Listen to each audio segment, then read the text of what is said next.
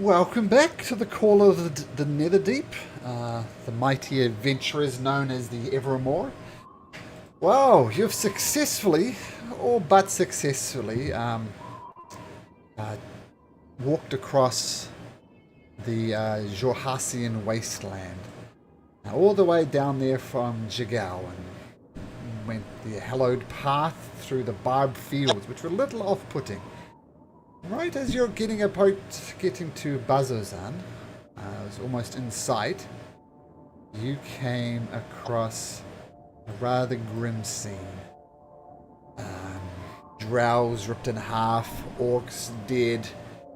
But through a battle, you managed to bring down this beast, which is already now dissolving into a thick black ichor. Almost now, it's just a version of itself but coated in black. And you've seen this before on the road to Bazzozxan, how these demonic entities tend to dissolve into ichor.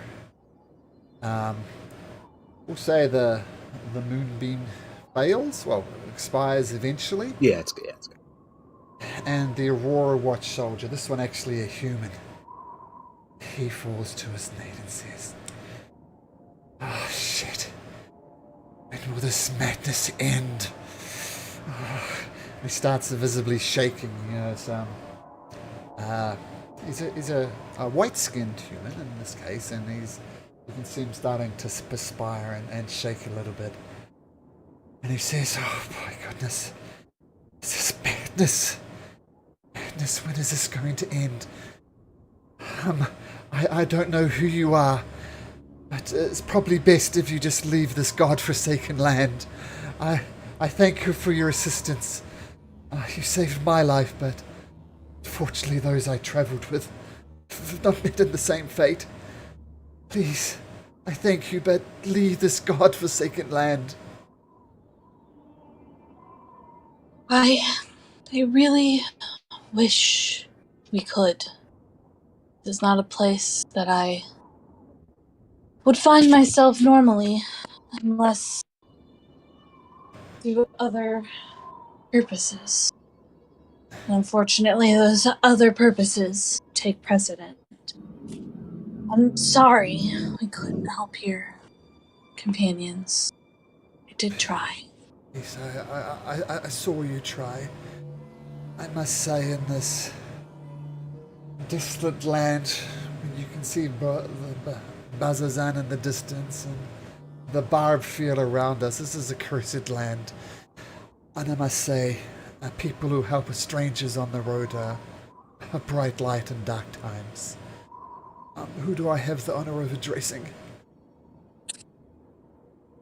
Oh, I'm Alora, and, we're the Nevermore. Nevermore. Do you just call me Bright? Nobody's shine ever bright. called me Bright before. Bright isn't a shining light, is what I meant. Keppa, he thinks I'm smart. Well, take it how you will. But I must say, it's heroics and foolishness, foolhardy acts. It's a fine line between them. But you did show bravery here today, so I thank you. Where did this demon come from? Did it just show up? Did it come from somewhere specific? I don't know precisely, but I can guess. Me and my companions, and he gestures to the drow and the orc, and the two drow and the orc on the ground. We were on our way to Bazzozxan, and this creature just emerged from the shadows. At a guess, I think it probably came from the Betrayer's Rise. And you can see Bazzozxan now in the distance. Actually, I'll show you a picture of Bazzozxan in the distance.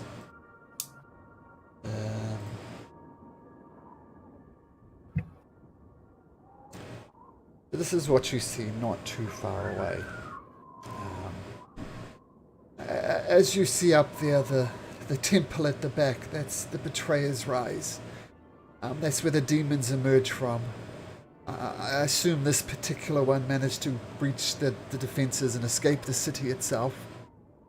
More often than not, we get flying creatures called Vrock that are a lot easier, a lot harder to delay inside of Bazzozxan, but with limited resources, spirits somehow dwindling. Imagine this one. I managed to get out somehow, but almost certainly emerged from the Betrayer's Rise. Well, if this thing manages to fight its way out of the city, that's not a good situation. Not a good situation. I mean, everybody the city's here, probably overrun. not overrun. A stalemate, I think it would be called. I mean, new troops arrive every day, but almost it seems just as many are slaughtered and taken to the crematorium to burn. Because what we find is if you don't burn the corpses, not so much out here, but inside of Bazzozxan, the deceased tend to get possessed by demonic spirits, and then they rise again and cause problems. And the only way we've found to solve this problem is to take the corpses to the crematorium. I guess if there's one business that's booming in Bazzozxan, it's the crematorium business. Mm-hmm. I know it's pretty soon, but is it a good idea to, what would you like done with your friends here? Burn them. Would it be a good idea to do that, or is there a way we can get them back? As I said, most of the demonic possessions happen in the city itself. I want a reasonably close proximity, so the chances are a bit higher. I think, it's an unwritten rule that if you fall in battle, you burned.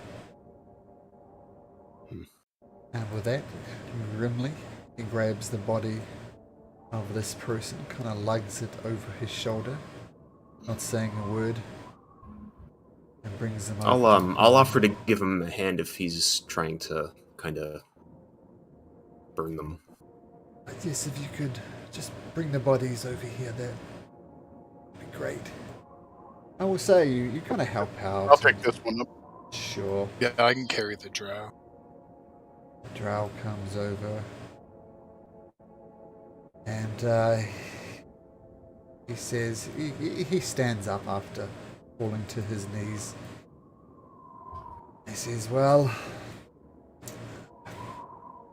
may the Luxon watch over you, I guess. I get tired of saying these prayers for the dead.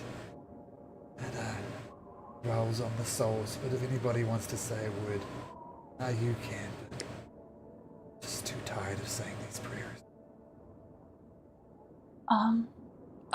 I'll say something. I'm gonna go over and kneel before the bodies and close my eyes and say, your time here too short, but may the moon, the stars guide you to a better place and make you be happy there. The soldier silently nods.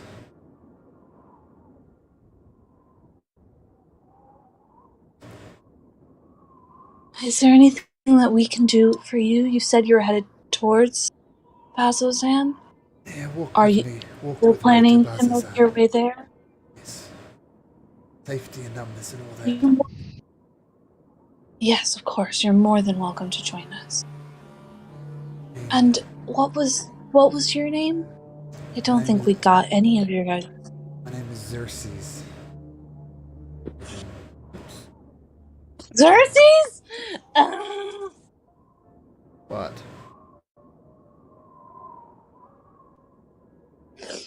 Sorry, is one of oh, it's spelt differently, but it sounds the same as the name from EXU Calamity. Oh, from the show, you mean?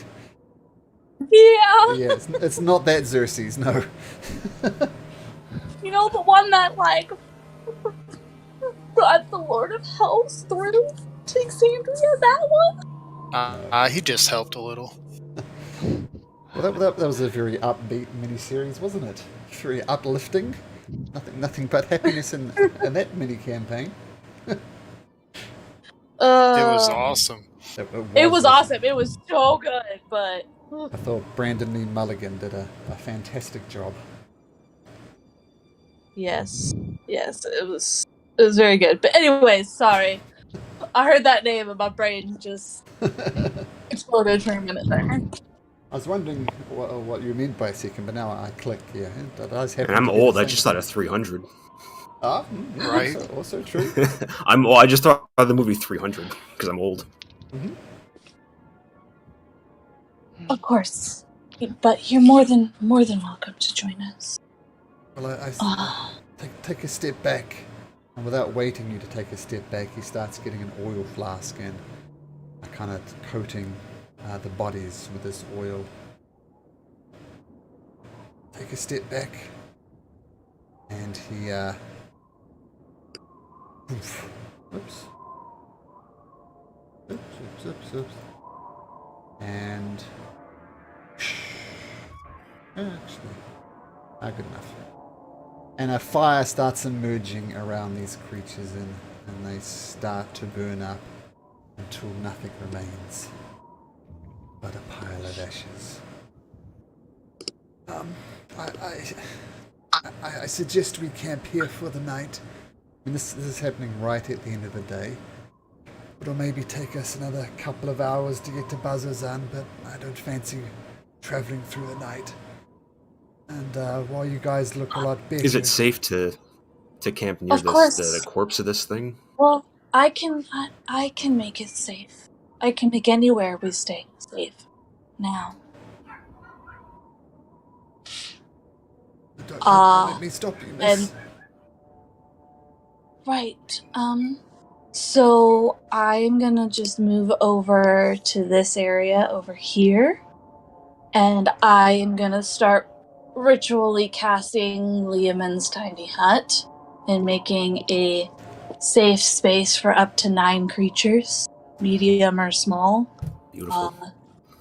Yes, and all of you can pass in and out of it normally, and it will protect us. And you'll see it's this bluish, purple, opaque, swirling dome that starts to form. And when you stand outside, you cannot see inside.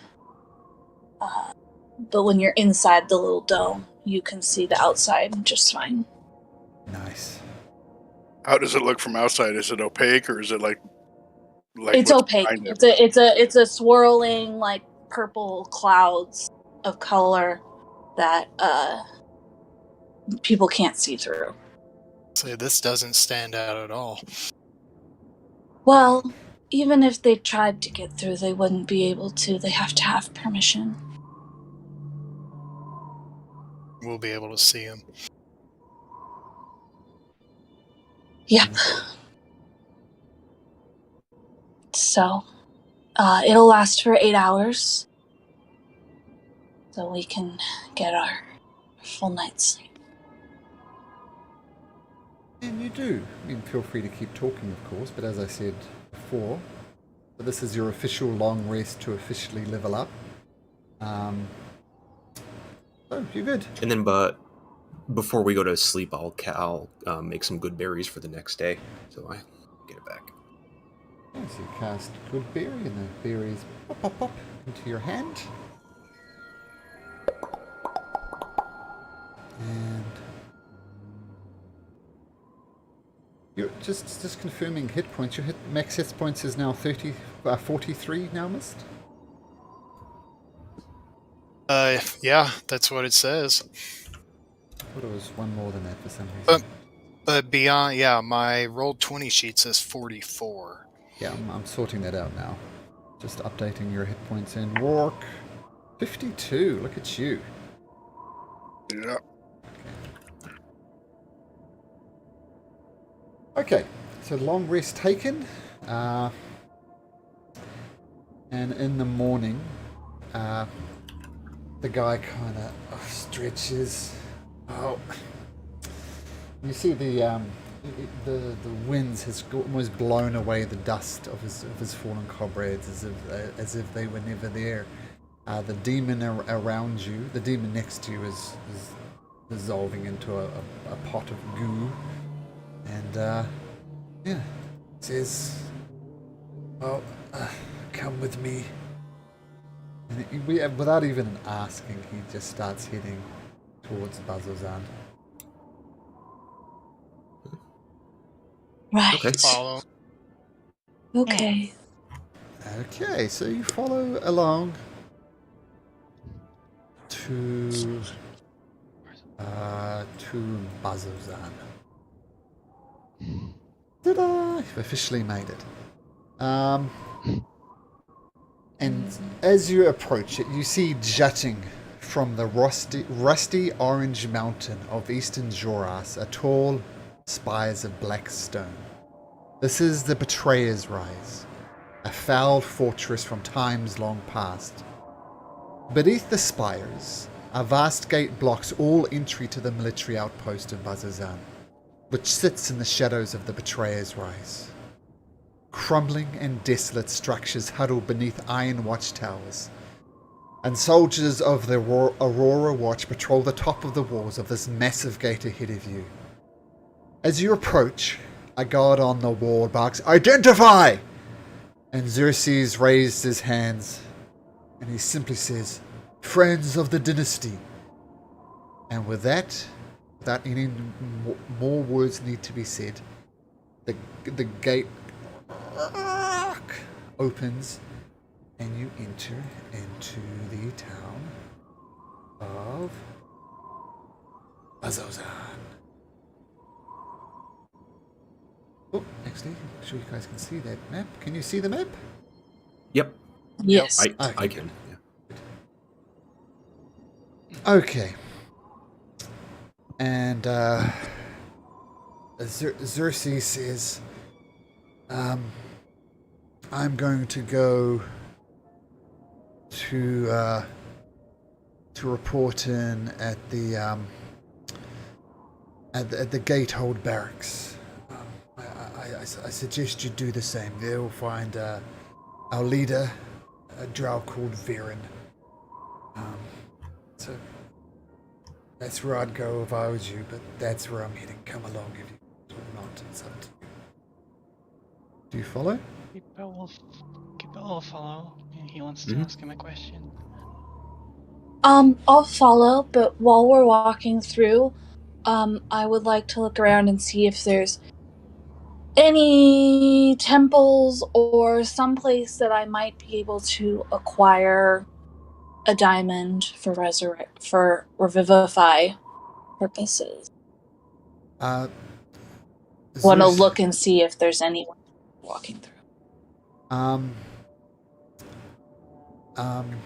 If you mention this out loud, Xerxes suggests you go over to see Falcom. He's the closest thing to a temple they have, and he points to this area, which I'll highlight. The B5. Go see Falcom over there. He's more of a gardener, but that's the closest thing we have to a temple. I suggest you head over there. All right. Thank you. I'm still gonna follow him first. Sure.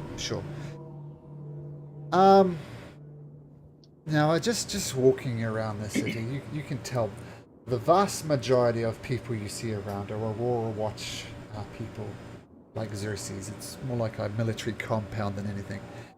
But you do see commoners going about their business as well. They're outnumbered like 5-1 by the soldiers, but there are some people here just trying to go about their lives. You wonder why they would live in such a god-forsaken place, but there are residents here.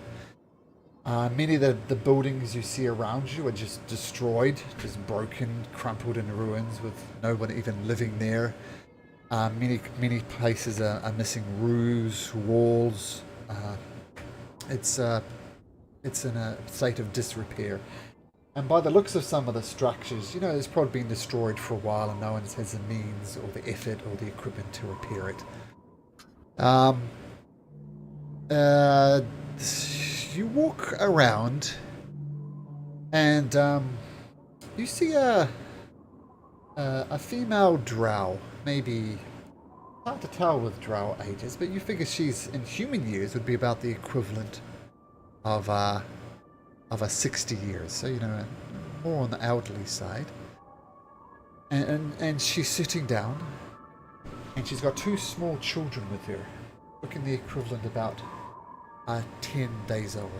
And she's crouched down, kind of on the side of the streets, talking to them. And you hear her saying in Elf. So at least one person understands Elf. I do not. I do. Okay, so feel free to pass on this message, those who do understand Elf. But she's saying, look, my darling children, this is such dark times. With these demons coming, I'm not sure how much longer we'll survive. If I should fall, I know it's hard, and you see the children, their eyes start just filling up with tears.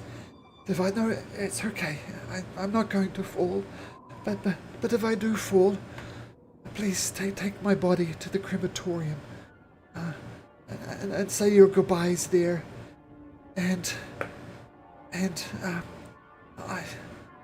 there is no place safe here, but there is also no safe place among the barred fields. Please, if I do feel, flee. Run as quickly as you can. Try to make to Osiris, or even to Jigao, or anywhere like that. Don't stay here, you won't survive long. But please, if I fall, take me to the crematorium, and run as fast as you can. And with that, her eyes start welling up with tears, and she brings in both her young children, and they all start sobbing together. Laura, I just look away. I can't. I'll go up to them Can't and offer intrude. some good berries to them. So she says, "Oh, berries? Where did you get berries?" Well, I wouldn't understand that, so I don't know if Mist is passing that along. Oh, she asked where your berries came from. Oh, they're magic, and they should get you through a couple of days. You know, you'll make it out. I'll be a good translator. She reverts to common. Just happened to be talking to Alv to her. Oh, thank you. This is a rare treat. Old Foghome, the Furbog, he tries his best to grow things, but nothing seems to want to grow in this forsaken place. And a berry. It's a simple berry. It's such a beautiful, simple gift. Thank you. We will enjoy this. And she plainly only Yes, thinks it's of a course. normal berry, but it's a berry. You know, if I was berry. me, Malcolm, is living in a place like this, I'd be perfectly happy with a simple blueberry or a strawberry or something, right? Absolutely delicious. She's thank you. Yeah. Just try to get yourself somewhere safe. Xerxes, are there no caravans taking these citizens out of here at all, or? He says, well, she's not a citizen. She's a member of the Aurora Watch as well. She survived here for longer than most. Her children arrived a week or so ago. I assume something happened with their father. Look, that sounds hard. Don't get attached. Don't try and take in the misery of this place too much. If you start to care too much, you become part of the problem. So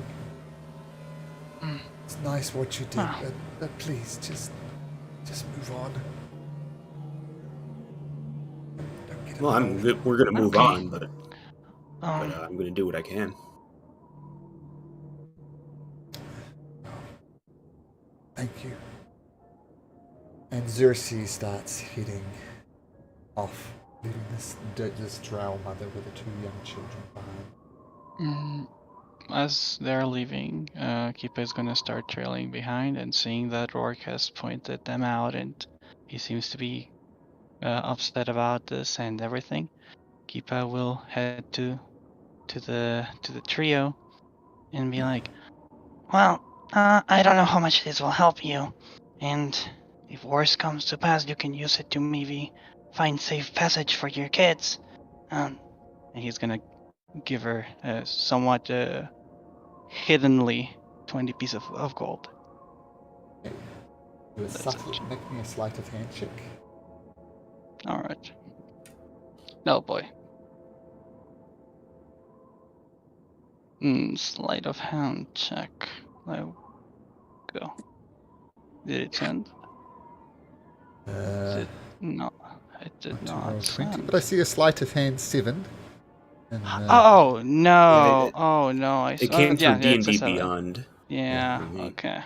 I can take that. But yeah. Well, yep. So 7. I want to check out your Beyond 20 plugin, I guess. But I do see the 7, which is the main thing. So normally, you guys got pretty good passive perception, except for Kipper. Oh, Laura, 20. That's ridiculous. Yep. Nothing's going to be slipping by you, Laura. So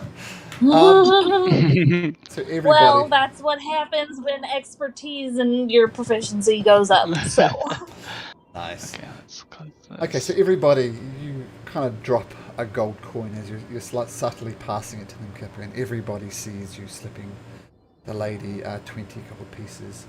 But she accepts it, looks you. I join in and give some as well. How much do you give? 20. Okay, so It's a lot of money. Nice. it is. It's a huge amount of money. I mean, Yep. most commoners would be happy to work for a few coppers a day. So this is an Yeah. extraordinarily generous gift for these people standing. And sometimes when you're giving extraordinary gifts to the very desolate, often they refuse it. A matter of pride or a matter of that they know they're poor and they're always going to be poor and no amount of money is really going to help it. But she accepts it without saying a word. And as you pass the gold to her hand, Kipper, she grasps both your hands in her almost black skin, and she accepts the gold, places a gentle hand on the side of your head, and says, "Thank you. May the gods bless you." And then Rourke, you come in, I'm assuming unsubtly, and also give her another 20 gold pieces. Yes, very unsubtle. And she stands up, because obviously if she's down on her knees, she can look Kipper in the eye, but Rourke's a different story, and she stands up and does the same thing. Accepts the gold, tucks it into her belt, places a gentle hand reaching up. Tears, she's not crying, but tears are just rolling down her face. And she says, "Thank you. Thank you. May the gods bless you. You're truly a light in this dark places. Berries, cold, it's too much. Thank you. Thank you. Thank you. Thank you. Thank you."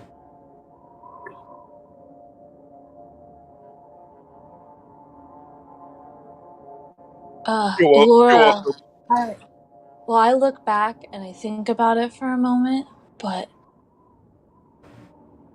I eventually make the decision to not give her any more gold for other reasons. And start following Xerxes towards the barracks. Okay. I'm assuming Mist and Kipper and Rourke and everybody follows along with Alora and Xerxes. And Sure. you head along this road to a location that for some reason, some weird reason you're not sure of, is a ginormous B4 written above it. Think for a second. Is this some foul demonic creature graffitiing in the sky? You're not sure. It's the bingo hall. What I dark think we've been magic here is before. this? Oh, yes, obviously it's just a reference. Just change quickly up my settings. I was doing a game this morning with people based in Europe, so I've had my Discord set to Rotterdam. Now I'm going to change it to a US setting. Could help with that delay a little bit. That'll change. Okay, so hopefully we won't get as much delay this time. Okay, so as you're approaching the barracks, Xerxes leading the way, you hear some clanging, some bells ringing out, and Xerxes. Oh, sorry, just a sec. Let me get Xerxes correctly here.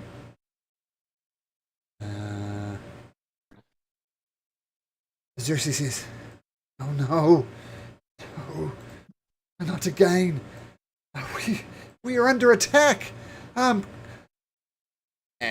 let me just get you guys on the map. As soon as he says we're under attack, I'm Yep. going to activate my Twilight Sanctuary.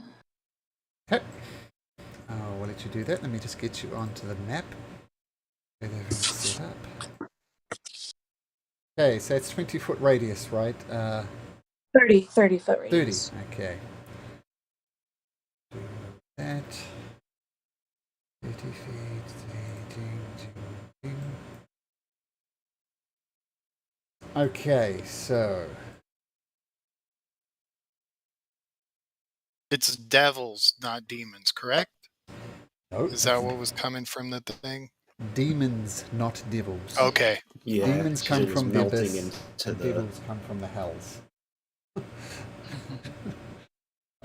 Neither is a pleasant place, if we're being honest. No. And this is what you see. Say You I've see- never been. You see, remember I showed you pictures of these pleasant things? Yes. Mm-hmm. With the mouth things? Oh, Mhm. God. But Laura, woof, you put up your Twilight Sanctuary. Let's roll. Oh, I think there's turn order from last time. Let me delete all of that. And yeah, roll into initiative. Oh, Let's play. I'll give myself advantage since I didn't have the chance to give it to somebody else. that's all Sure. right. Let me do. Ooh. Why is it not working? And everybody has 8 temporary hit points from the Twilight Sanctuary. Assume that includes Xerxes as well. Yes. Give him 8 temp. Okay, so what you see, you hear this clanging sound. It's this ding, ding, ding. It echoes around. It's kind of like that scene in Lord of the Rings. It starts out in one part of the city, then it bounces off to another part of the city, to another part of the city, until you hear it happening all over the place. And what you immediately see in your surrounding is this gibbering mouth of thing. It almost oozes out of this building, kind of pushing itself through the cracks before it lands here, and you hear this incessant chattering. And you looked across the way. Can you see across the way yet? You just see, some of you will see, well, you see eventually anyway, you see a drow wielding this magnificent glaive and attacking a gibbering mouth to the west.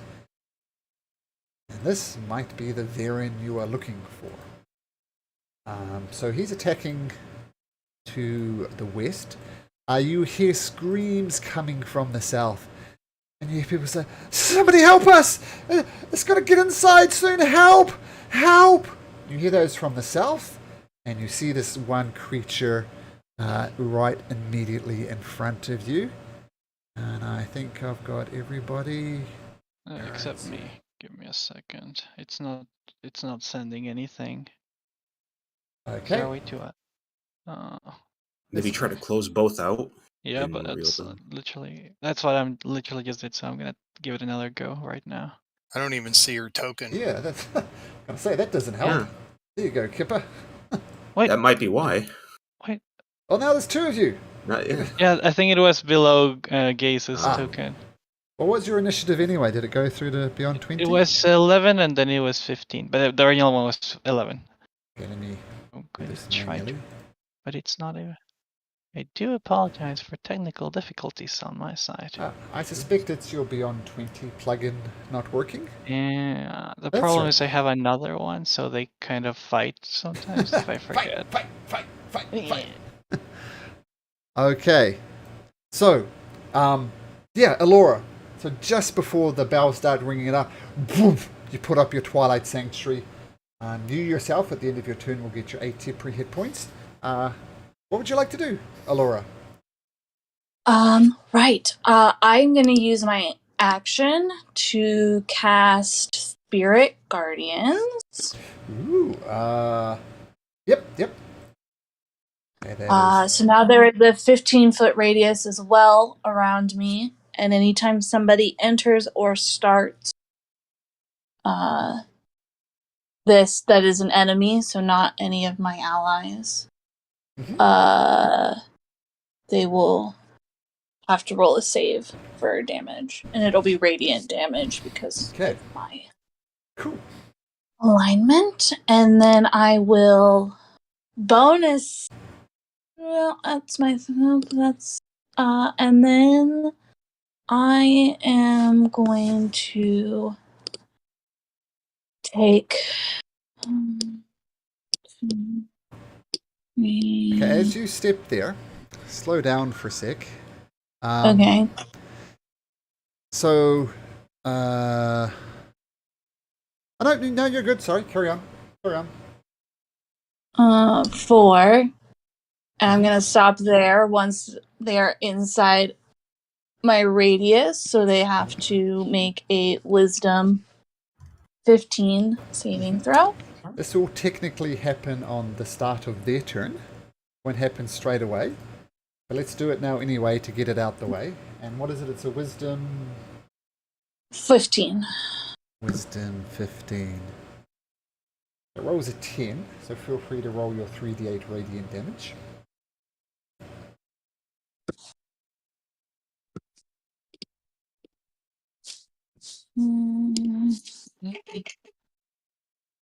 That was pretty good. Okay, so as I said, this technically happens on the start of its turn.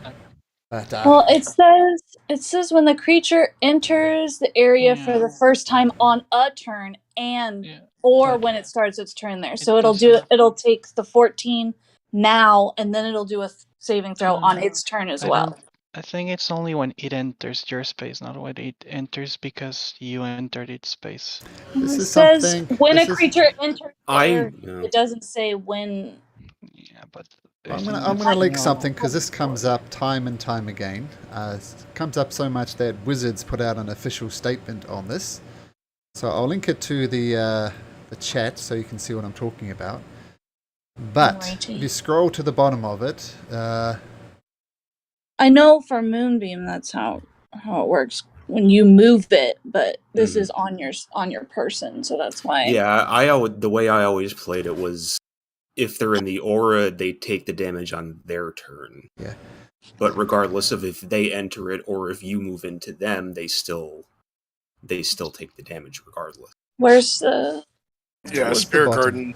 Guardians is listed here along with Moonbeam. Yeah. Okay. Well, I'm trying. Sorry, it's not letting me find the.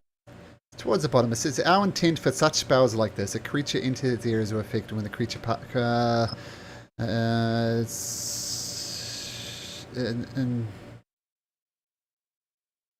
So, in summary, spells like Boom affects a creature when the creature's spells into the spell effects or the creature starts its turn there. You're essentially creating a hazard on the battlefield which happens on their turn. Because otherwise, it's a bit odd, because it's going to take it now, and it's going to take it at the start of its turn. So you're kind of getting double with the power for the spell. Yeah, well, I know that if it walks into it, it takes it, and then if it's still there on its next turn, it takes it. So that double, whatever, it's fine. It's fine. So just a small Then technical I thing. wouldn't have moved forward. I wouldn't have moved forward if that was the case. Okay, so feel free to take it back. I'll just go there. And Not to belabor it too much, but the second in what you link there, the second paragraph really does seem like when she moves into it, it would hit them. like, I And understand if he was already within 15 feet of me and I cast it, it doesn't happen until the start of their turn. Actually, no, yeah. I think that's fair. I think if you swoop in here... Yeah, because it you're says that forcing it into the needn't be movement. voluntary. Yeah. Okay, so... yes, I think in this case, since you can move it and bring him into the whirling blades of death, then I think I'll allow it in this case. Because most of these area effects don't move with the creature. So we'll allow it for this one. So you move forward.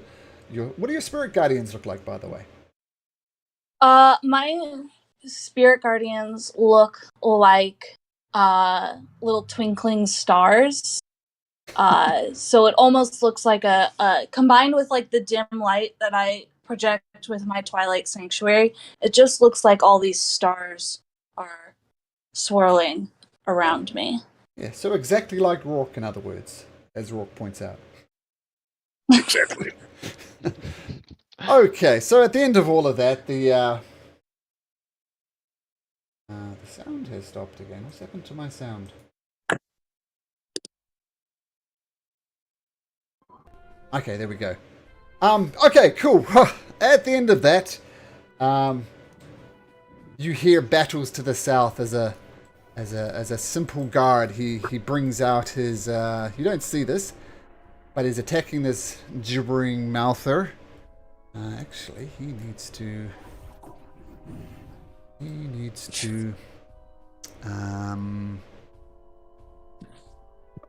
okay, wisdom saving throw. And he passes it, so that's fine. So he attacks with his sword. And you hear, this godforsaken creature, stay still! And you hear just the sword going psh, psh, back and forth, not actually hitting anything. Missed. Well, what do you do? Alright, gonna come over to the edge of this building in the rubble.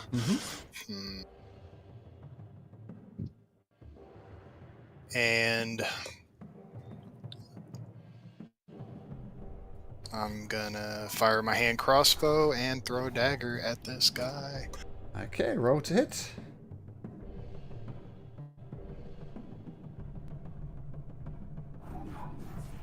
Your hand crossbow flies across, digs deep into the gibbering mouth. 7, if I don't get no sneak. 7, okay, digs into the creature. It digs into the creature, but it's not hitting quite as hard as you'd normally expect it to. The wound is quite a bit less. Yeah, and I miss with my psychic dagger, I'm assuming. Nope, and that hits. Oh, okay, nice. Once again, just 11 points of damage, I assume. Yeah. Sneak attack damage. So psychic blades come in and dig deep into the creature and it recoils back. That's your turn, Zeus. I'll hide. You'll hide? Sure. I'll hide at the end of my turn. Sure. Bonus action stealth. Stealth check. Okay. You disappear, kind of duck down into the rubble. Fortunately, this place has plenty of rubble to look like. Xerxes says, "For the love of the gods, this thing must die." And he walks forward. And you notice the ground around this creature is kind of twisting and whirling. And Xerxes. Oh dear. So he gets forward and get ready to attack with his sword. But damn it! And almost little tendrils come out of the ground and wrap around his ankles. Damn it! Can't move! And he struggles back and forth. His feet are literally stuck to the ground.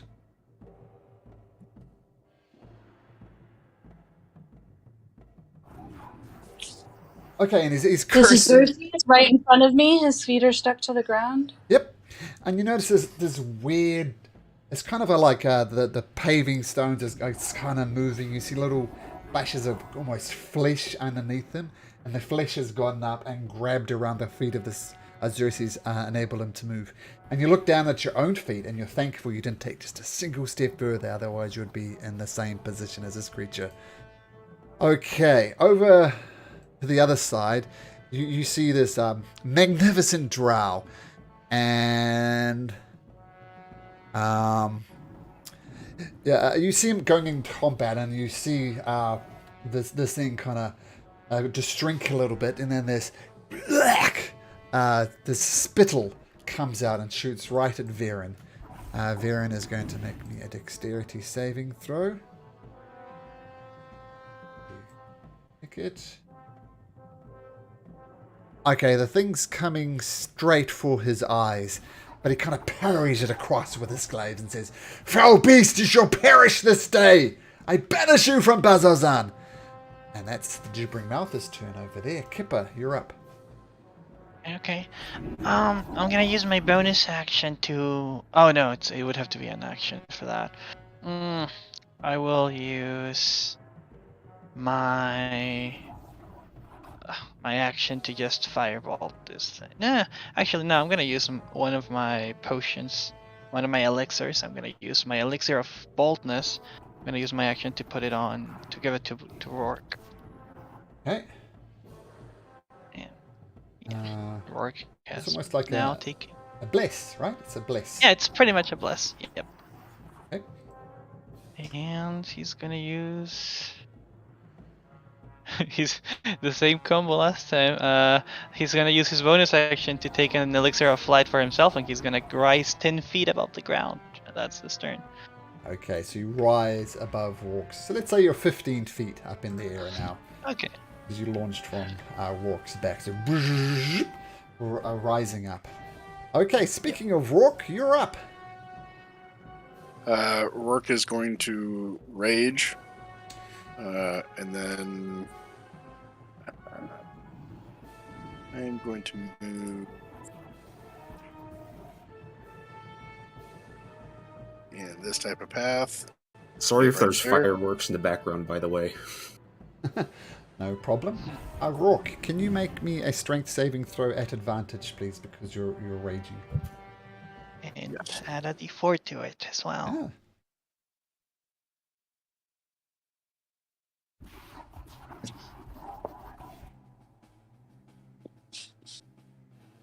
Come on.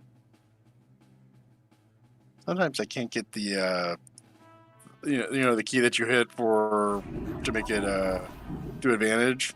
For some reason, it just doesn't. Yeah, There we it's go. it's touchy. Yeah. I find You gotta that make the- sure you click the page first. Yeah. Yes. I was going to say the same thing. You click the page first. You got to give that page focus before your control works. So just click somewhere randomly on your sheet. Then the advantage thing would work well. But regardless, these tendrils wrap around your feet. Even without the D4 from Bless, you just power on through it. So feel free to... So you get there. Is that your movement? You get closer? What do you do, Rourke? Yep, that's my movement, and I can attack from there. Okay. When I raged, my tail also came out. Whoop. Okay. So first attack, Oh, yes, you get two and I'm doing attacks this now. recklessly. Recklessly? Yep. Okay, so the You can add a 13 d4 hits. to those. Oh, if you're doing it recklessly, roll again. It might be a crit. You never know. No. Not a crit, but the Aw. 13 does hit, and you carve through the skin of this creature with your glaive, and it hacks into it. Once again, not quite doing as effective damage as you'd hope, but it does do some damage. Second attack, Rourke. Oh, no, second attack, yeah, with Yep. advantage again. Yep. Okay, 15 also hits. You did that recklessly, so put a plus there to remind yourself. So you hack into the creature once again. It almost seems to not be dodging your blows. It's almost taking them in its weird, crazy way. Assuming that's your turn, Rourke, as you carve into this creature. Gaze. Alrighty, I'm gonna use my bonus action to go into my archer form. Then I will fire off a guiding bolt at this guy. Ooh, nice. Roll to hit. Ah! Oh, That'll be a crit. yes, it'll be big damage. Oh, Jesus. 25 points of damage. You notice Rourke and other people attacking these things with their swords and not doing much of a much damage, but this guiding bolt just soars through, explodes on the creature, roars out in pain.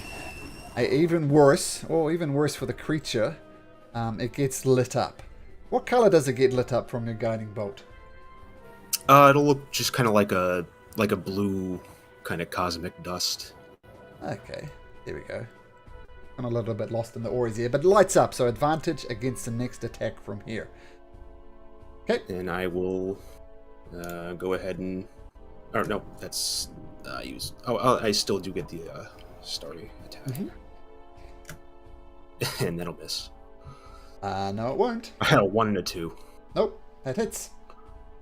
Oh, okay. It's 11 more.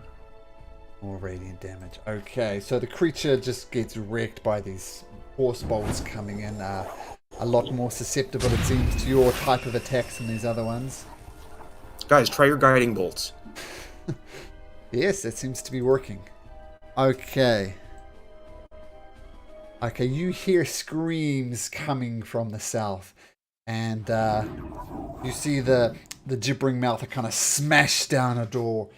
Pull out like this teenage child and starts biting it. God grabs it with his tentacles, put the kids in and bites it with one mouth, bites it with another mouth.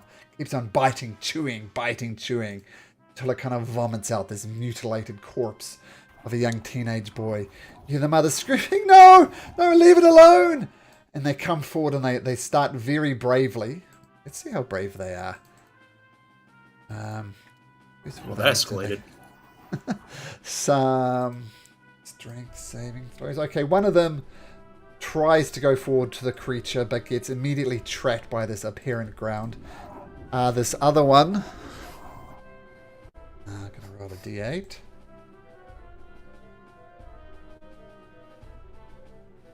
She holds her head as this creature's making this, and she says, "No, no, no, no, no, no!"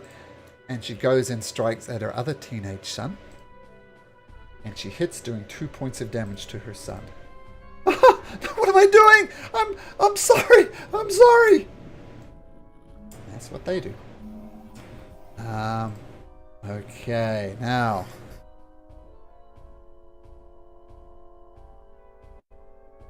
Kinda. He rolls the wisdom save. Oh, okay. Wait, sorry, it was 8 temp HP? Yes. Get on my turn? Okay. A wisdom saving throw 16, so half 3d8. And I'm rolling that now. Ooh, that was a good roll, so 10.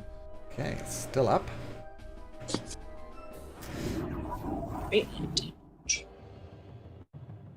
And its speed is halved while it's in the area. Not Okay. that matters in terms of getting close to somebody right now. Okay, Rourke, Alora, and Xerxes. I need you all to make me a dexterity saving throw, please. Okay. Xerxes fails. No, it was at a 20! Alora fails. That was so bad. It just Rourke. tipped in slow motion. That was a dex save, Rourke, but still a 5, I imagine, is not going to do it for you on the dice. Oh no, that would make it an 8. You could add your D4, but I don't know if that's gonna be enough. Does my dangerousness apply to this? I was about to mention that, and yes, it does. Okay. Make a dex save, and yes, you may add a d4 to it.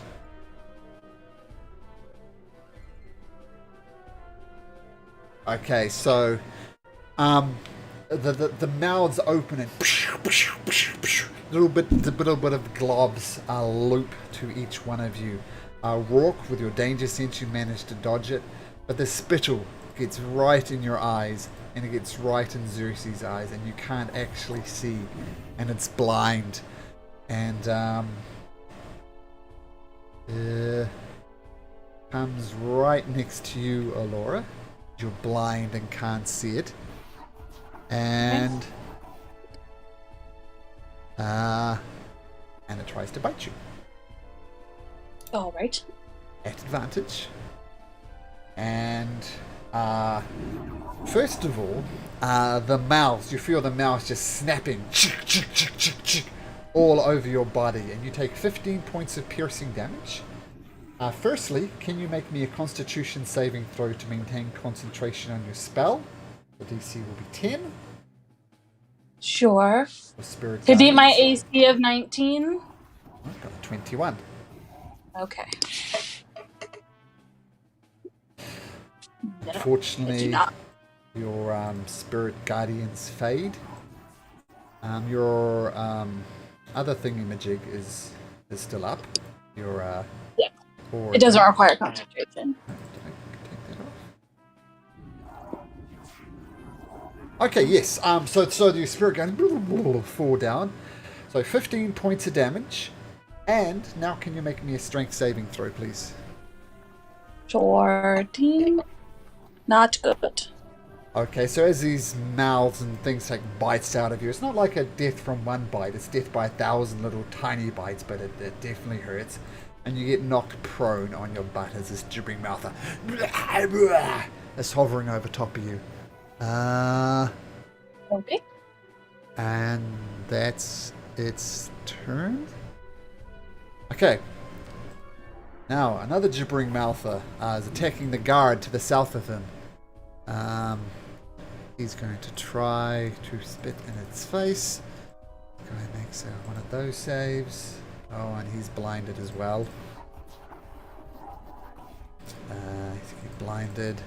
Gibbering mouth with attacks with advantage. And you hear a scream from across the way as the one of the guards dies. And it starts going. Yeah, this way. 2, 3, 4, 5, 6. Okay, Alora. First, Alora, can you make me a wisdom saving throw? Mm-hmm. There's my 20. Okay, as you are lying on the ground, they're prone and blind, trying to get this gunk out of this eye.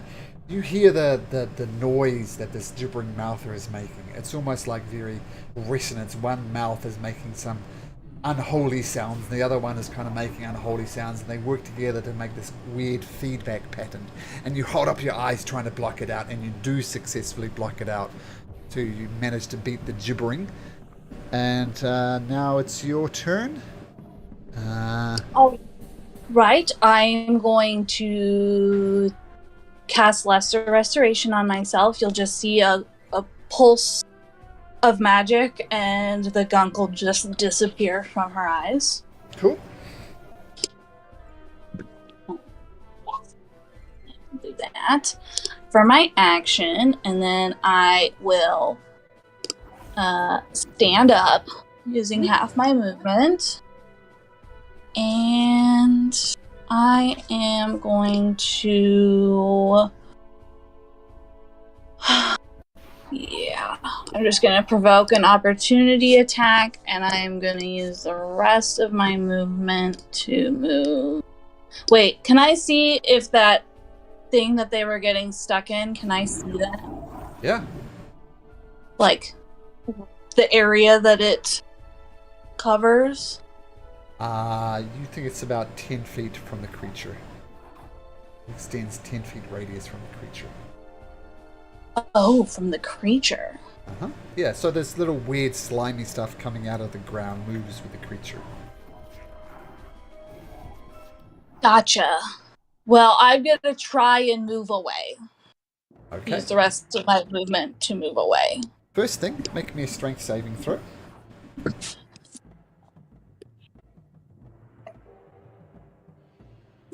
Okay, you pull full out of these fleshy stuff on the ground, so feel free to move. And as you step there, it comes and snaps at you with a bite attack. Rolling a 13 to narrowly scuttle out the way and successfully move away from the creature. And I'm gonna roll my 10 hit points. And that'll be my turn. So another 8. Cool. This guard is dead. He won't participate anymore. Missed. All right. From my hidden position, I'm gonna attack with my crossbow. At advantage.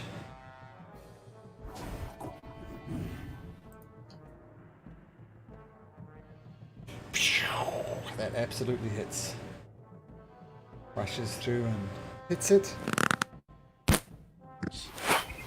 Oh! And despite you doing less damage than you normally do, it's a good hit. It goes from a great hit to a good hit. But it turns out that a good hit is good enough, and the creature falls down and no longer moves. With that, Xerxes, this fleshy weird substance on the ground stops.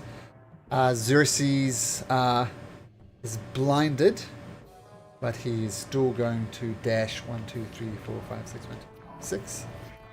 And actually, at the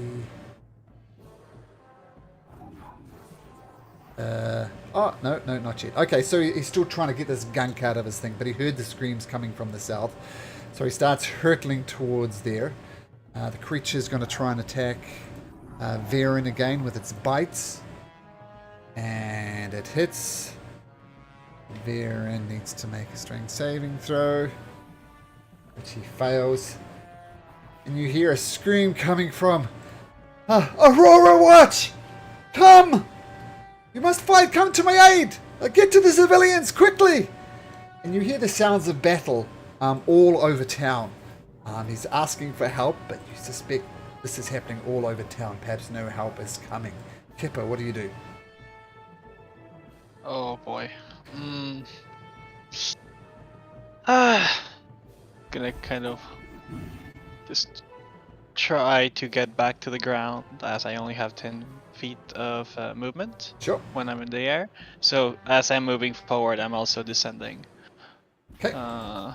You're 5 feet up. Do I have? Yeah, 5 feet. I'm pretty sure that's not in range, but I'm gonna make the measurement anyway. Oh, it's in range. I'm gonna fireball this one.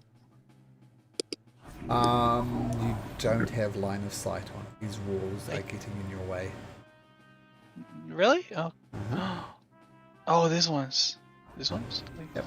Oh, You have unfortunate. line of sight on that one. You might have, yeah, tricky, but you don't have line of Okay. sight on this one. Yeah. Okay, it's fine. On this one? This one you don't have line of sight on. One to the south. But with this one I do. Yep, the one next to Varys. Oh. Yep, you do. So feel free. You Oh, want to firebolt that one? Okay. I'm going to do my attack with. Is it nighttime? No. Nope. Nope.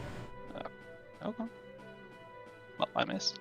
The firebolt shoots across, and these things, as I said, almost not really moving, not dodging your attacks, but that misses. The firebolt just harmlessly crashes against the building. Okay. That's my turn. Okay, cool. Rock, you're up. Okay, I'm gonna move my 40. And then I know this is long range for the javelin, so we would normally be at disadvantage, but then I'm doing it recklessly, so does that Sure. make it even? Straight roll. And Okay, yes, and you then, maintain your rage, which is probably, I imagine, what you're aiming for. That's exactly it, yeah. Okay, so hurtling the javelin through there. It goes and hit this one's attaching the guy you know as Varen. Sinks deep into the body and it kind of recoils back a little bit. It hurt it a little bit. Yay. Cool. I guess I can do that again. Oh, I'll you do that can, again. yeah, if you have enough javelins, absolutely. Yeah. Hey. Another reckless attack. Make 2 more attacks, just in case they were crits. Oh, no, these are straight rolls. Okay, Yeah. yes. So the second one, he comes across, stabs into the back of it, and it takes the damage once again. Okay, cool. So yeah, 2 attacks. Gaze, what you got? All right. I'm gonna dash for my action and get here, and then for my action, I'll just fire one of the archer bolts. Okay, that hits. 6 against this one here, I assume. Yep, Yeah, and that one right there. 3. Actually, let me just check something. I forgot to roll this gentleman into initiative. There we go, he's in initiative now. Still your turn though, Gaze. So you headed for that one. Okay, so that's your starry form. I think that's your bonus action to do that, right? Mm-hmm. Yeah, that's it. Okay, that's it. Cool. Okay, so the shoots into the creature, recoils back. These commoners, they hear the babbling again, and let's have a look. Saving throws. I'm sorry. That building was where the kid. We heard the kids, right? This building and No, this building. one. The one near. Okay. Both of them. Just I forgot to do this into initiative, so it missed a turn, but Alright. that's right. So these commoners come out and they get their senses and they try. They pick up a piece of broken wood and start clubbing the creature, and they do actually hit twice. Only doing net of 3 points of damage, but they're defending themselves as best they can. And you hear from behind this door, I guess Gaze most of all, say, "Hold the door! Hold the door! Don't let it in! Don't let it in!" And this one, 6 here, 2, 5, 6 starts slithering over here. And now we're back to you, Alora. Right. I'm gonna move my 25 feet, 5, 10, 15, 20, 25, and check how far away that is. Okay.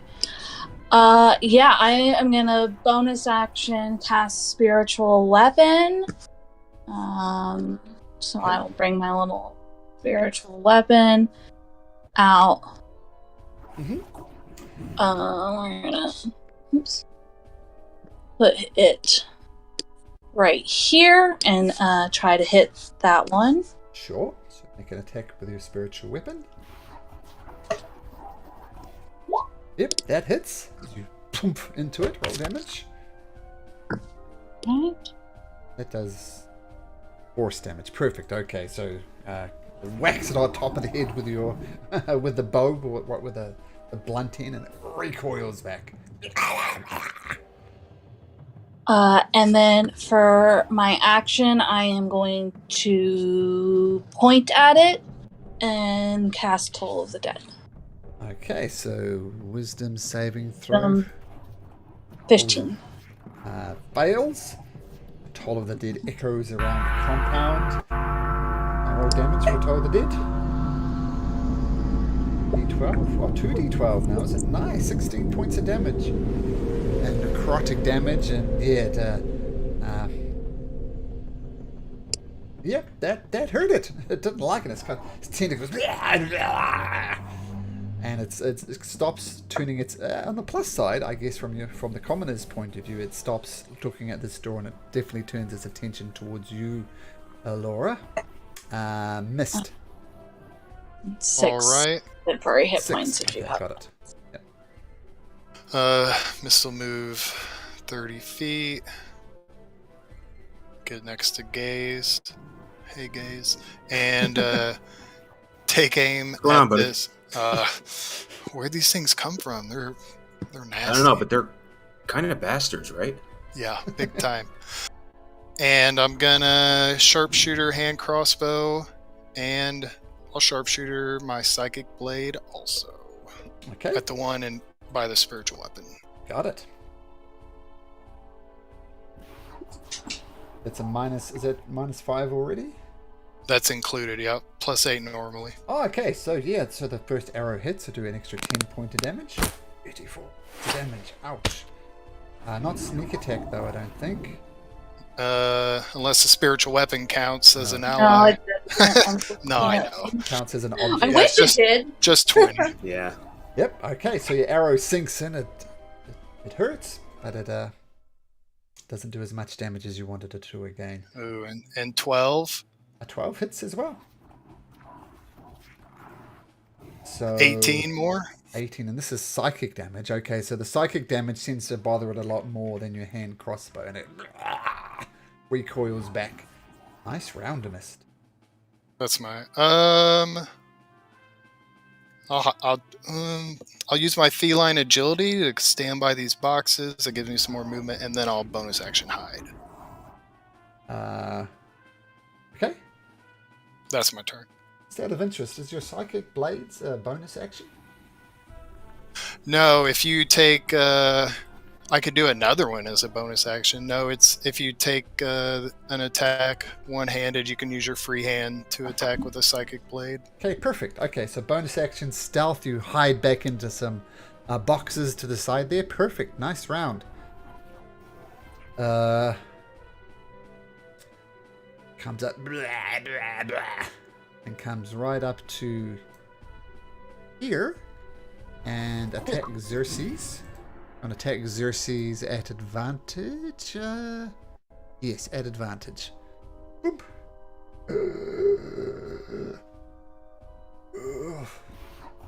You see the gibbering mouth wrap one tentacle around his arm, one tentacle around his leg. He goes, and Xerxes' arm flies off, his leg falls off, and he's pulled apart in two as a creature crits. It's an attack. Xerxes falls to the ground. Xerxes, nope. The gibbering mouth, this is the one. Varen is attacking all by himself. Trying to attack Varen for a bite. Misses Varen. Rourke. Rourke will keep on moving right towards those. Let's see.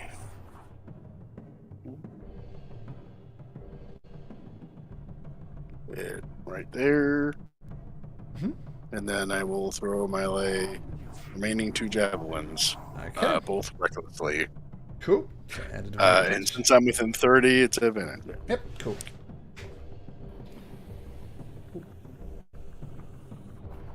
Okay, the first one clunks into its back. Ugh. Second one.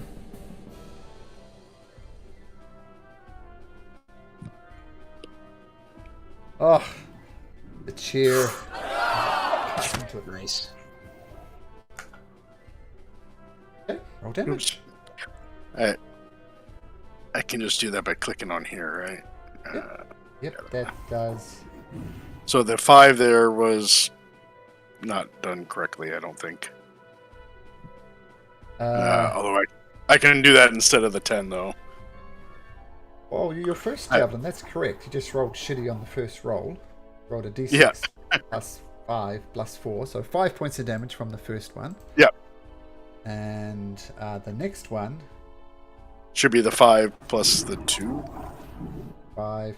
Yeah, that's not great rolling. Yeah. But sure, 7. Cool. Not great rolling for the crit, but great rolling for the natural 20 is somewhere. You hear the commoners who are being attacked cheering at your bravery. And, of course, you get D4s. Don't forget his brave damage. I think that's only for melee attacks. Is it only for melee attacks? Okay. Want to Yep. double check that, Rourke? Strength-based weapons. Is that what it says? I think, but I'm not 100. Okay. We want to do some rule lawing on that, and if this does get rage damage, we can add an extra 4 points of damage to it. So let me know. We keep things moving. Kipper, flying ever so slowly. What do you do? Kipa he will do another vault at this one. Another fire vault. The Right one- now, he's like, Fire I'll vault. get there soon, guys. Oh god, it's not clicking. Click, send, go. I sent 2, but it's only 1. Yeah, It's the same one. Okay, the firebolt roars across there, bumps into the creature. Will have you? Okay, so roll damage for that Kipper. So you're using strength to attack Rourke? Those javelins? Yeah. Yeah, so 4 Oh, more oh. points of damage. I didn't realize that's how it worked. Could you take 3 points of that? Of the 14? Oh, okay. It's because I didn't realize it added it automatically, so I added it myself. Oh, And that's not how it works. So take 3 points from the 14. so it's 11 altogether? It's 14 altogether, 14 but that altogether. 3 at the side is not gonna be applied there. Got it. Okay, Okay. so explodes I onto the apologize. creature. Yep. Magical attack, and it hits. Do you stay where you are? No, I'm just dropping and going towards Rourke. Okay. Okay, cool. So Sure, I can do one more. Yeah.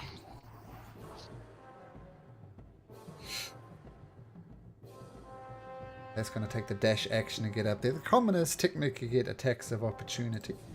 They'll try and hit it with their club. And they hit again, doing a total of 3 points of damage. As it turns out, get away from our house! And moves towards getting close to attack to you guys. And Gaze, can you make me a wisdom saving throw, please? Okay, so you hear this gibbering, weird dissonance, but you manage to shake off the effects from these nasty sounds these creatures are making. Feel free to have your turn now. Alright. I'm gonna move over here. I'll stay in the order. Wait, where did you start from? Was there right? Was it here? Right here? Okay, make me a I think strength right. saving throw first. Those aren't so good. Oh, Okay, the fleshy tendrils try and grab at your feet, but you dodged them, so carry on. all right. So I'll move over here. And I will. I'm not concentrating on anything. I'll cast Moonbeam. Moonbeam. And guess I'll put it right here and try to hit the 2 of these guys if I can. I don't think it'll be wide enough to do that, but you can. 5 foot radius. But you can try.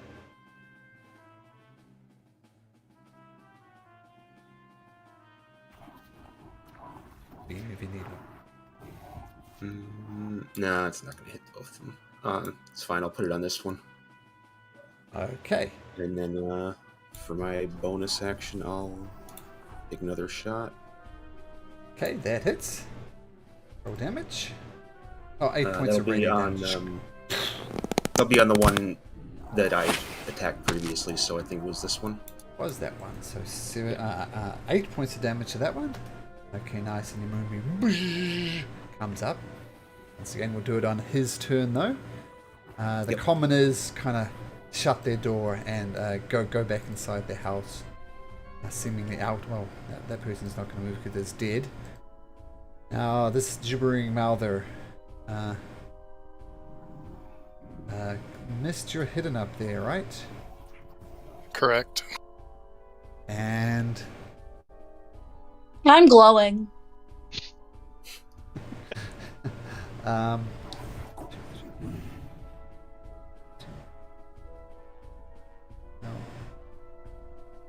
this thing kind of clambles over all this rubbish around here, slithers, and comes right up next to you. Get it away. But you had to take a dash action to get there, so you're fine for now. Alora, make me a wisdom saving throw. 60. Oof.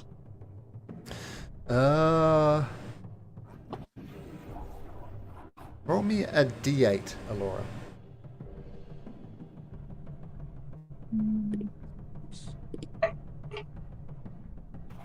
A 5. Roll me a d8, another d8, Alora. Okay.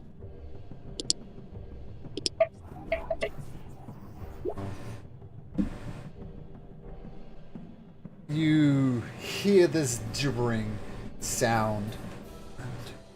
You hear this gibbering sound in your mouth, and you can't handle it.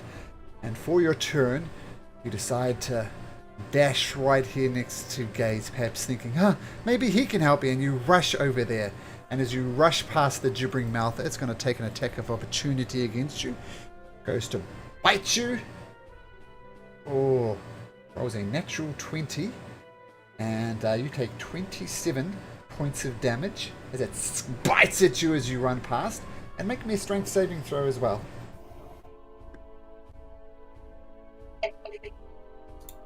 Not good.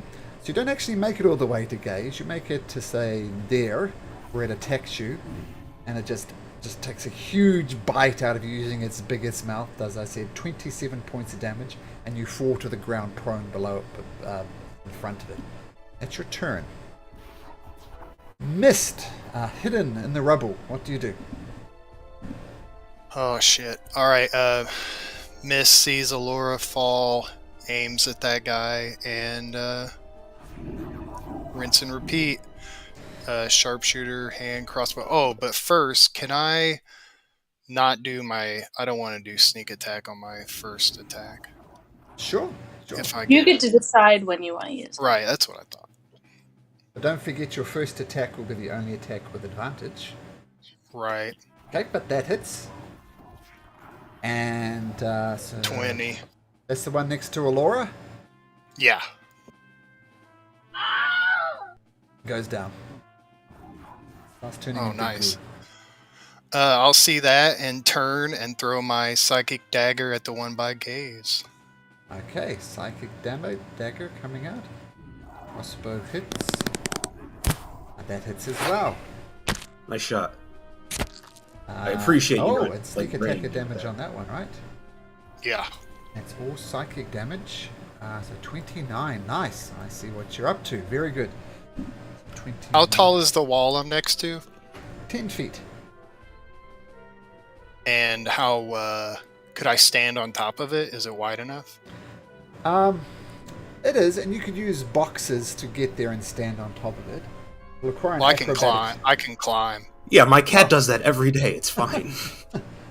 Mist has a climb speed. Oh yeah, because you have to back. Yeah, so you climb up the top there. Would normally require a fairly easy acrobatics check, but this is child's play for Mist. As he does a Yeah, I'll very climb to the excellent- top, and that's my turn. Okay. Don't forget your temporary hit points. Yeah, I still have 8 from earlier. Ooh. Oh, you know. Well, getting hit. I need to re-roll it Sure. because I didn't get to take my turn, but it's always yep. going. Yep. So it's 8 again. Okay, this gibbering mouther is dead. Let's remove him from the board. Okay. This creature takes 2 steps this way and starts spitting at both Varen and Rourke. Make me a dexterity saving throw, please, Rourke. And yes, you can have advantage because of danger sense. And yes, you can add a d4 on it. So even without the help. But you notice Varen, he gets it right in the eye and he's blinded and he can't see. And it's going to attack Varen on the ground while he is prone. It's going to attack him at advantage with its bite attack. And hits him again. Or hits him for the first time. 17 and a strength saving throw from Varen. He maintains his footing, but he does take 17 points of damage. She is blinded. That's its turn. Rourke. Rourke, can you make me a wisdom saving throw, please? Probably not, but I'll attempt one. Can you add a d4? Oh, yep. Yes, I suggest I you add a will. d4. So you hear this dissonant, resonant, weird chords are going through your mind, and you're about to go crazy and lose it. And you remember, hey, Kipper's got your back. You push through. So carry on. You're good. Yay. So I stop at my 15-foot reach, so that I'm just outside the 10-foot where they have the tendrils, and then I will recklessly attack with the glaive twice.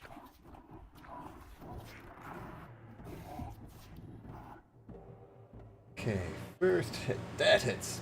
A second hit. That hits as well. So you start carving into the creature. Once again, not doing quite as much as you'd expect.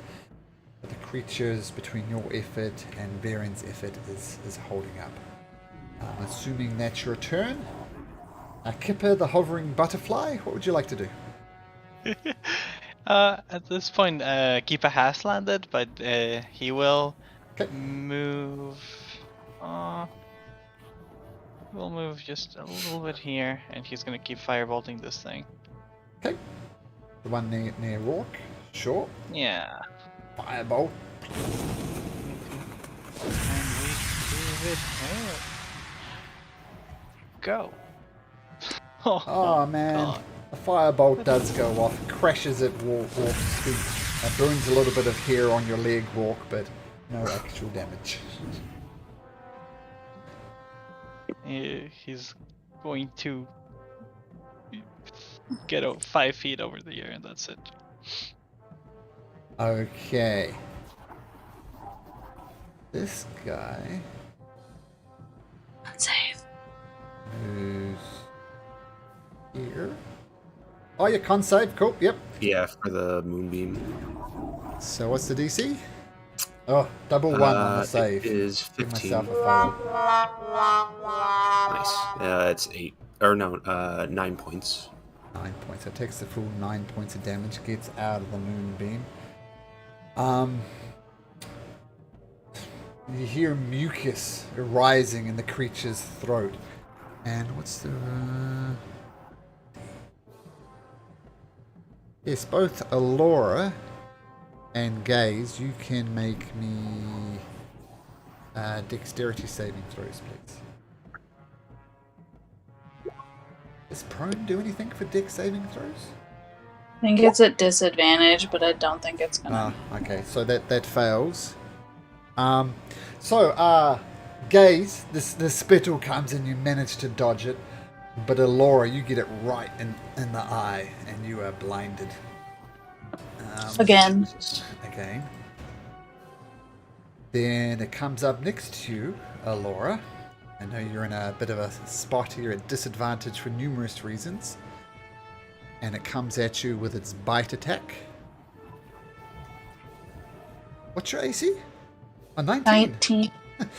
Miraculously, maybe being saved by the Moonweaver, the guy gets overconfident and his tentacles crash either side of you. At advantage, it rolled a 16. So, a little bit lucky there, Alora. Gaze. Lucky. I'm the only one that's like really been hit in this party. I don't know if I'd consider that lucky. Well, shh. Give it a second.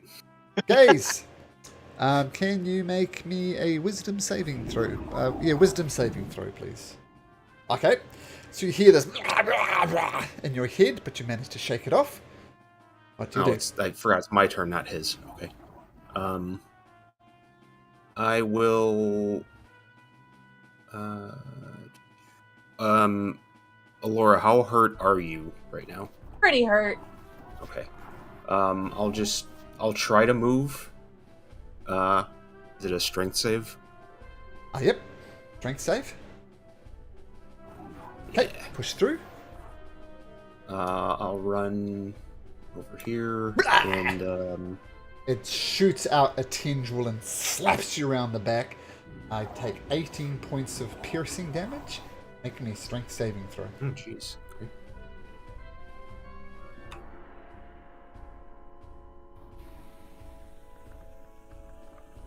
Ooh.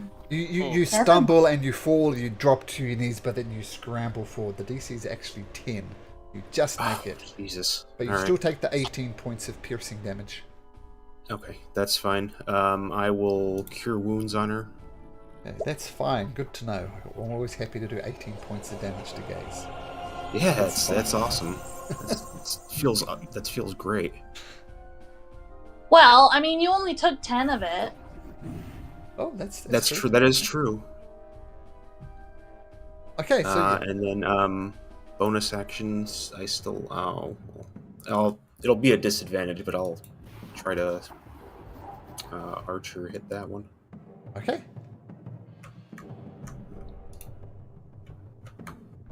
He's using your There we starry form thing, right?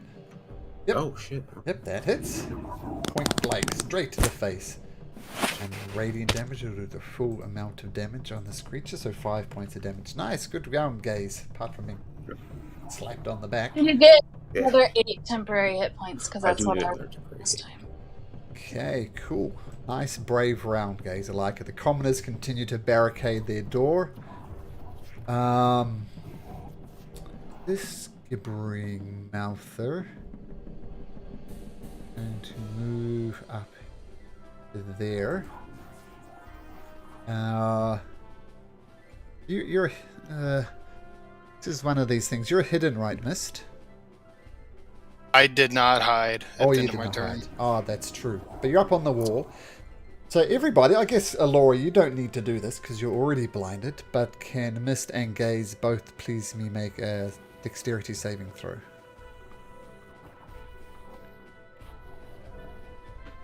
Okay, that's good. That is also good. 13 is what you need. So you both narrowly avoid this spittle to the eye. It will, however, attack Gaze again. Using its bite attack. Oh, and it rolls an 11 and a 5. So Gaze, you, having dodged the spittle, you dodged the attack as well. No damage. Alora, you're on the ground. Yes. And Before I... good news. Your blinded condition fades. Okay. Still doesn't change what I'm going to do. Before I even get up, you'll just see her hand, like, sink through the pebble stones into the ground, and I'm going to cast Entangle. Ooh. So you'll see vines sprouting out in front of me and Gaze, trying to capture those two right in front of us. What's the area of effect? 20-foot cube. Feel free to put that wherever you like.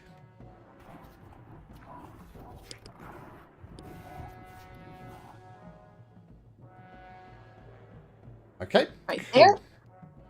And that's a 15 strength saving throw. Okay. Once again, we'll get to that on their turn.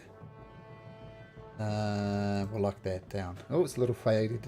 So many area effects here. But yes, okay, so Entangle goes up. Vines spring up. Looking to get right up in these creatures' things. Yeah, so the vines come up and start latching onto these creatures' things. Do you stand up, Alora? Yes, I'm going to stand up, and I am going to use my bonus action to move my spiritual weapon, which I believe I can get right up next to this guy, and try to attack the one that's right in front of me. Oh, actually, before you do all of this, did you make a wisdom saving throw? I have not Okay. made a wisdom saving throw. Hope this works out okay. Otherwise, yes, you're fine. So you dodge the effect anyway, so things happen. Okay, so you bring your spiritual weapon up. Is it close enough to attack? Yes. Okay, make an attack. Ready. Yep, good enough. Clonks on top of the creature. A resounding thunk, doing the full force damage. So docs. No, anything that's immune to force damage. But yeah, clonk. Okay, so you cast it. I think Stand up. they do their saving throws right away. It says a creature in the area when you cast the spell must succeed on a saving throw or be restrained. Okay, cool. So let's do some strength saving throws for these things. Oh, they both roll natural 20s. Oh, Jesus. Counteracts my natural one. So they're it's just difficult terrain then, right? Yes. Oh, good saving throws. And I am gonna provoke an opportunity attack, and I'm gonna back away. Okay, this one has already done its attack of opportunity, but this one hasn't. But yes, it will try and bite you. It rolls a 14, so dodge out the way, no problem. But make me a strength saving throw to see if you can actually move. Nope. Oh, so back you go. Goes around, you can't move. Mist, balancing on top of this post, what do you do? I'm going to attack this gibbering guy in front of Alora. Oh, 11 temporary hit point. Nice. Nice. Okay, that hits. And if you want to do sneak attack damage, you can. So the one in front of Alora sinks into its flesh, you get it right into the mouth, and it kind of chokes a bit, then spits it out. All right, I'll attack that one again Sure. and miss. Wow, it's hard to miss these things, but you've managed to miss it. Your AC is 9, so that misses. Okay, is that your turn? Yeah, that's it. Rook. Oh, bonus action hide. Sure, make your stealth roll. Okay, we'll say you kind of lower yourself on the other side of the wall, kind of hanging on with your hands. And when you come up, you spring up, and you'll be absolutely surprised with an amazing stealth roll. Actually, I need to roll this. Okay, Rourke. Make me a dexterity saving throw. At advantage with your d4. It's going to be hard to fail. Okay, even without the d4, you make it. Gibbering Mouther is going to attack at advantage with the Viren. NPC's having a rough time. Oh, a 5 and a 7, and misses completely. And as it ends, Viren rubs his eyes, and gets rid of the blindness from his condition. Rourke, you're up. I'm gonna do the same thing again. Recklessly attack twice with the glaive. Okay.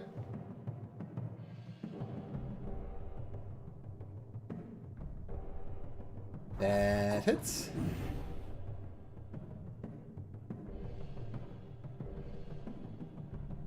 Oh, that hits. Okay. Wrong a little low on your damage dice there, bud. Yeah, there still should be the +2s for Okay, rage. yep.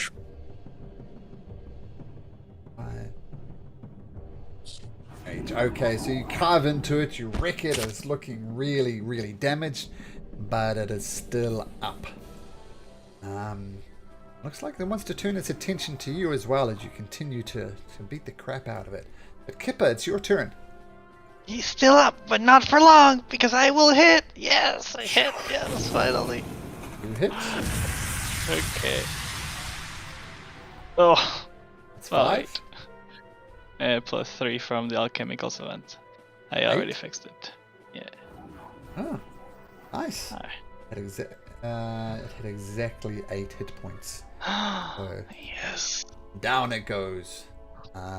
Okay, nice, Kipper. Do you stay there? Yep. Okay, so Kipper here. Destroy it with a firebolt. Missing initially, but then finishes one off. 2 gibbering mouthfuls to the south. They jump out of the way of the creature. Wait just a sec.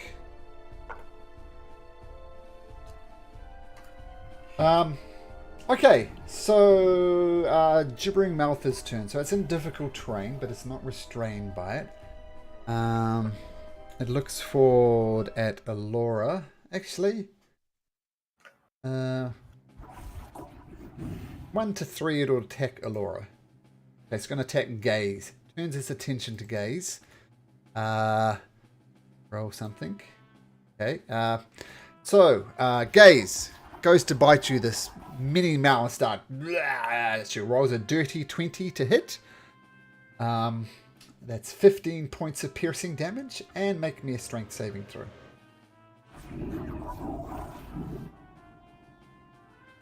Ugh. As it thocks into you, you flip up and you lose your feet and you land right on your butt. That's its turn. The good news is it's your turn. The bad news is I need you to make me a wisdom saving throw. Okay, 2 wisdom saving throws. Okay. The second wisdom saving throw gets to you. Roll me a d8, please. You fail with a 10. 4. Okay, you effectively do nothing your turn as you're rolling on the ground, holding your head, screaming, rolling on the ground. You can't even stand up.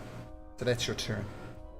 There are worse things that happen from failing that saving throw, but yep, you just end up rolling on the ground, screaming as his voice is into your mind. Let's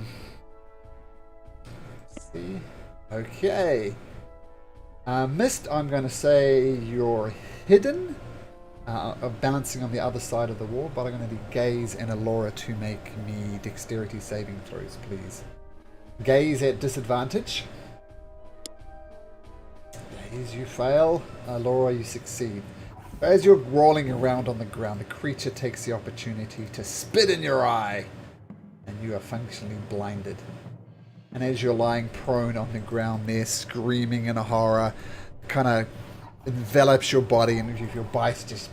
Ah, my goodness. At advantage, I rolled a 5 and a 4. So, these things are apparently really bad at attacking things on the ground. Alora, I need you to make me a wisdom saving throw.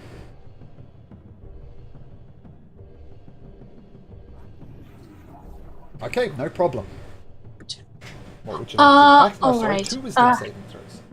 2 of them. You're good.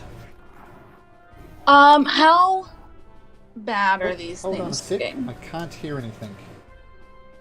Can you hear me? You guys hear me? Yes? Yeah. Yeah, Yeah. I can hear everybody.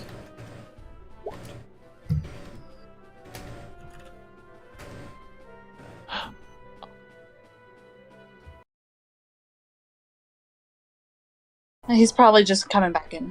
Ah, yes. Okay, I can hear you now. I don't know, when I reconnected to Discord it works. Okay, Laura, so you pass the 2 saving throws. You're Right? good. Yep, what would you like to do? How bad are the 2 in front of us looking? They're bloodied, but they're a long way from death, and they're both equally damaged, so you don't really see one prioritize over each other. Alright.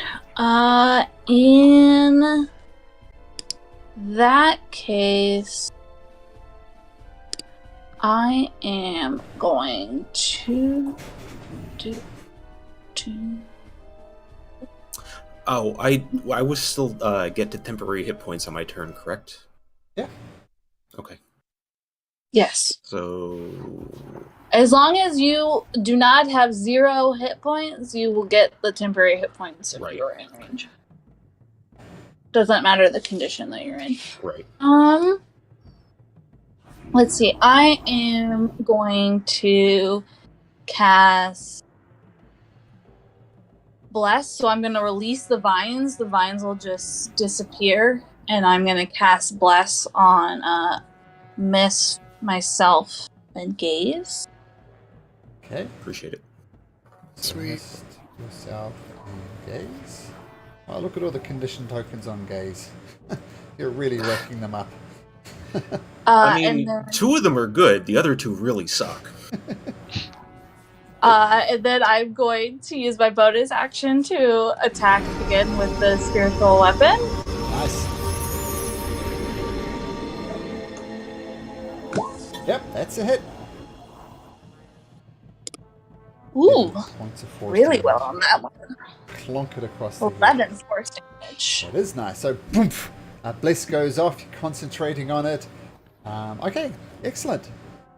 That's And it. I will roll my temporary hit points again. Okay, nice. Okay, if you have less than 8, you get 8 at the end of your next turn. Okay, missed. Hidden up the top. Feel free to attack something at advantage if you so choose. All right, yeah, I'm going to attack this one in front of Alora. Okay. Taking careful aim with your bow. Sharpshooter. With sharpshooter. And that's a hit. 19. Oh, yeah. That's fine. 19. Okay, so the arrow sinks deeply into the creature. It's looking really bad, but it is not yet down. Yikes. Ooh. Oh, maybe I'll get a D4. Oh, Psychic Blade. Let's Hold go. on. 9 hits. Yes. Okay, and you do more than 1 point of damage, so the creature lets out a little yell and goes down. Well done. Awesome. I'll try to hide again, I guess. Okay, so flipping. Okay. And that's my okay. turn. Okay, nice. Okay, the remaining gibbering mouther is going to be dead. Rourke. Can I see any of my javelins right here? Yeah. I'll say bonus And action, you can pick them all up. Okay. And can I see them over here, or is this all blocked? It is all blocked, but you can hear some screaming. It's not hard to work out something's going down over there. Okay, with the bonus action to pick them up, can I still do the double my move Yeah. as a full move action? Okay, Yeah, you can. I'll do that. I'll step over here, grab them, and then move an additional 70. Nice. Okay, your rage will fade. Yep. You're on a slight disadvantage. Okay, Kipper. Okay. Kippa will do normal action. He's gonna cast acid arrow. He's gonna pull one of his green orbs, and he's Nice. gonna kind of aiming, and it will become a shot of pure acid. Okay, the shot of pure acid hits, explodes over the creature, and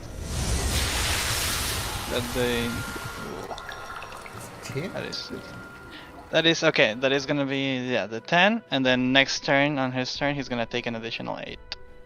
yeah, we're taking. Oops. Okay, the acid explodes on it. It doesn't like it, and you see the acid continue to deep into its skin. Blinded, prone, but blessed gaze. What would you like to do?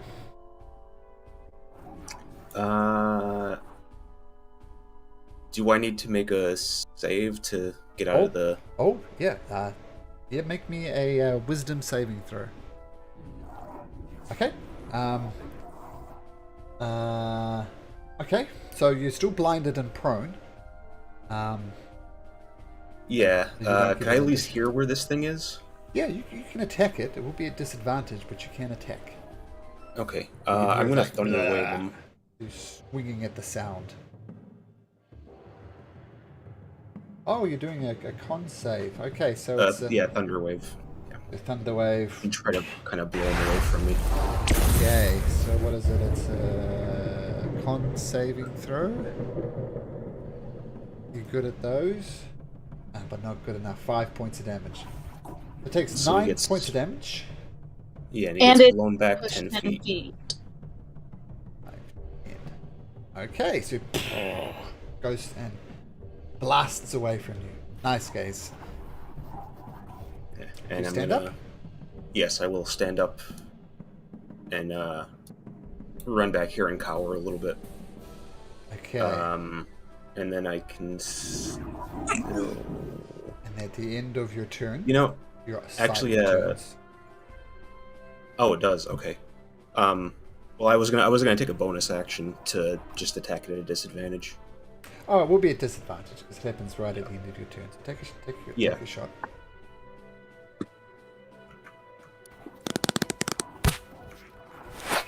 Yep, that hits. 7 points of radiant damage. A lot, but not enough to take it down. When does your acid attack happen? The remaining damage? It's gonna be at the end of its next turn. Let me Okay. check if it's at the end, but I'm pretty sure it's at the end of its next turn. Yeah. Okay. No one's. It's going to move right between you two. Come on, roll a 5 or a 6, Malcolm. Yes. Okay. Mist and Delora, can you make me dexterity saving throws? Don't forget about your bliss. Jesus, I don't think it's gonna matter Yeah, Mist. for me. Yeah, it won't. Mist, it's DC 13, so even if you rolled a 1, you can thank Alora for that. Spits in your eye, Alora. You're blinded, you cannot see. It moves forward to you. It's going to attack you at advantage with its bite attack. And it rolls a 21. That's 14 piercing. And make me a strength saving throw.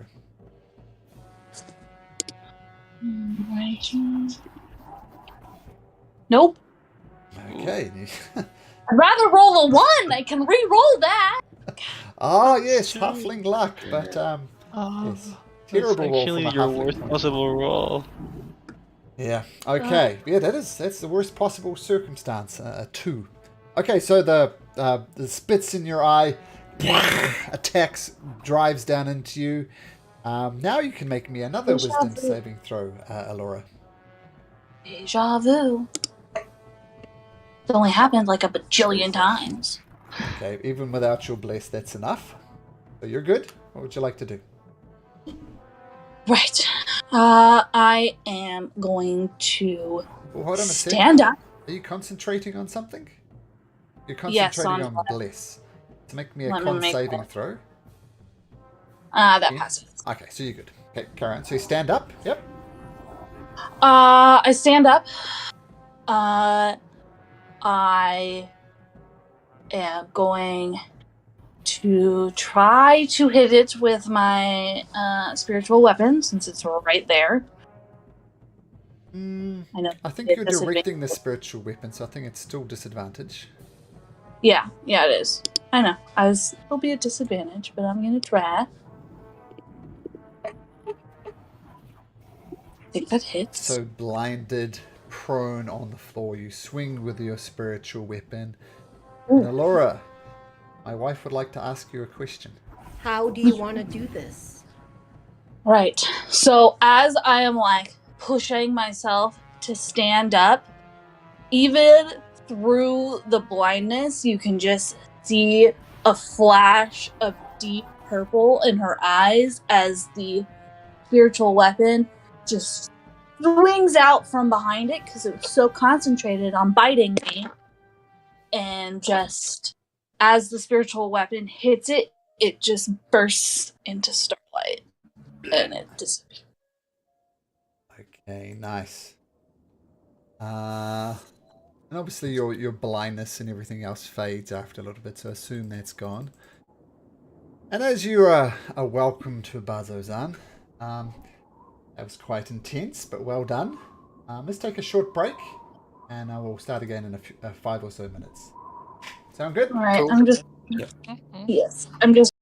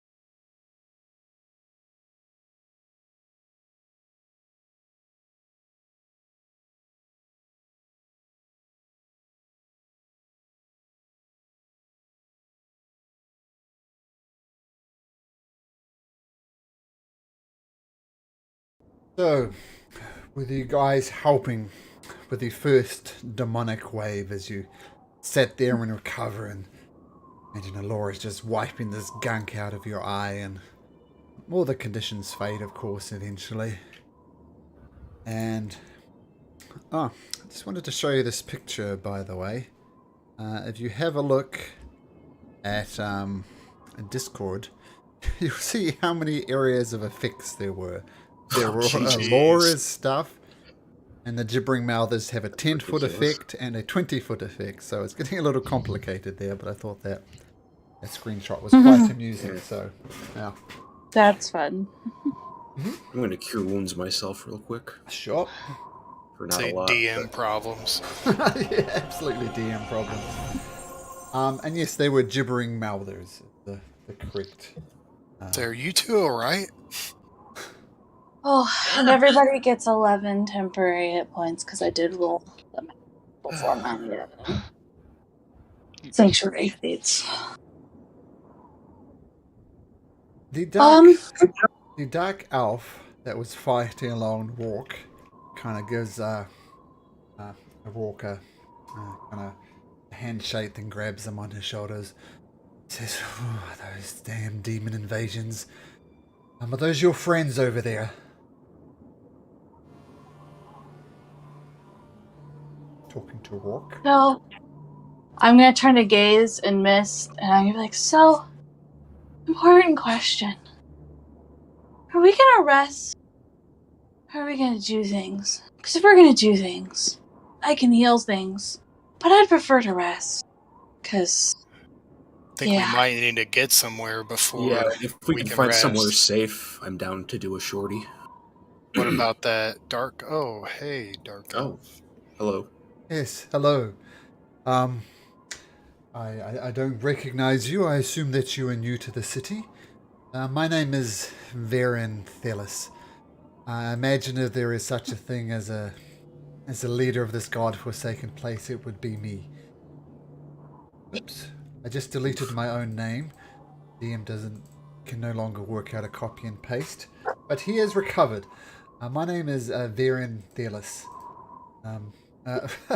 I guess welcome to Bazzozxan.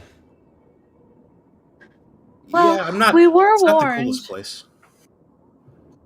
Oh, I mean, Xerxes dead? Does he look Yeah, really dead? unfortunately. He got ripped into pieces. That's why I couldn't help Oh, him. shit. Oh, I'm having flashbacks now. Varen turns toward the broken body of Xerxes and says, "Oh, well, it's another one for the crematorium." And you see, he's very blank-faced. He seems to recognize Xerxes by name. There's no emotion. And I'd say even with some of your passive insights, which I have here, like a Laura gaze, quite high, you can tell, like, in the midst of seeing so many people die so often, in the end, you just have to shut yourself off.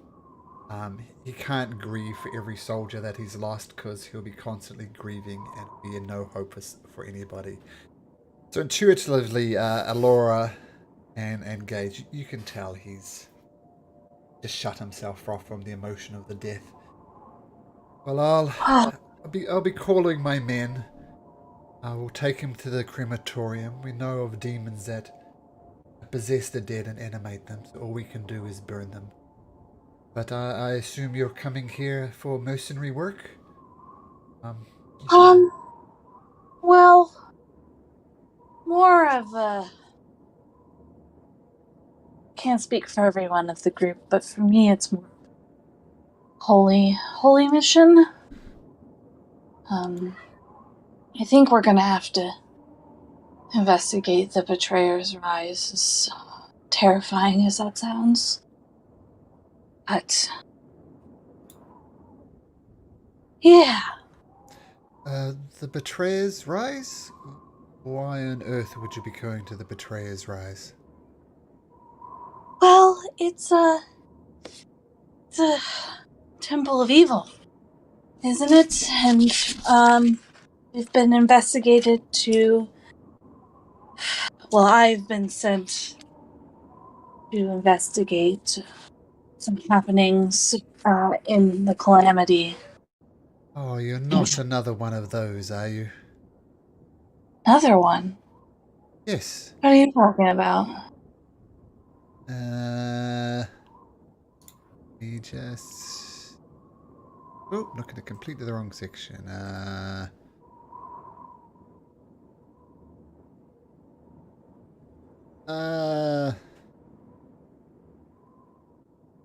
You're... Sorry, I've got my kind of notes quite organized.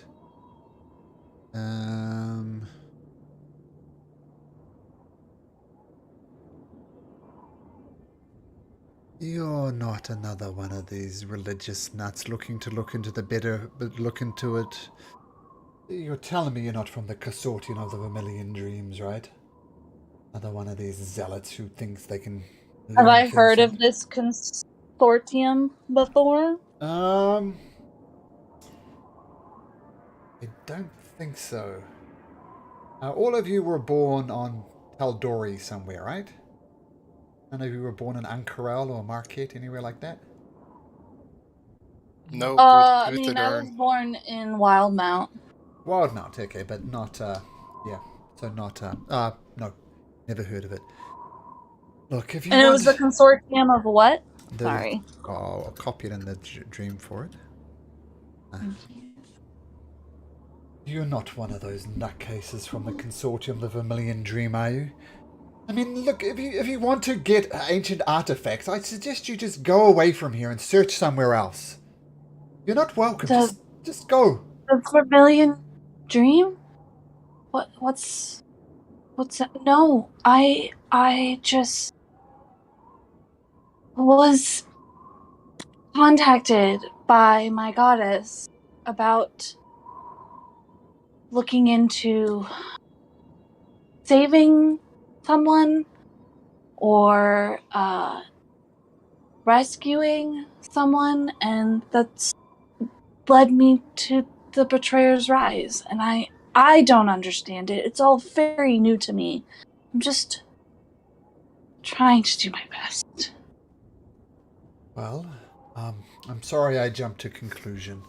There's some people here who want to go into the Betrayer's Rise, and basically everybody who's tried to has died. In fact, some members of the Cobalt Soul managed to find their way in. A few days ago, we haven't heard from them. We assume they're lost.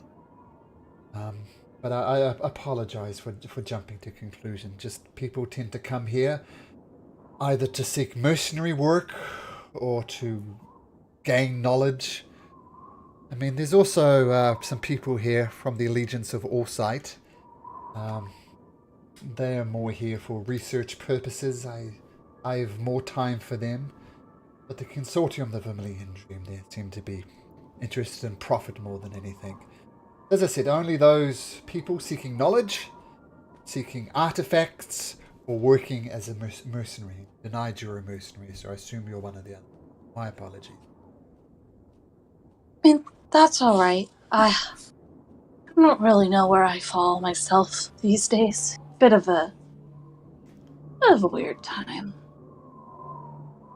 But anyways, we were actually on our way to, I guess, introduce ourselves since we had just entered the city, and Cersei said you were the person to speak to about access or preparation before we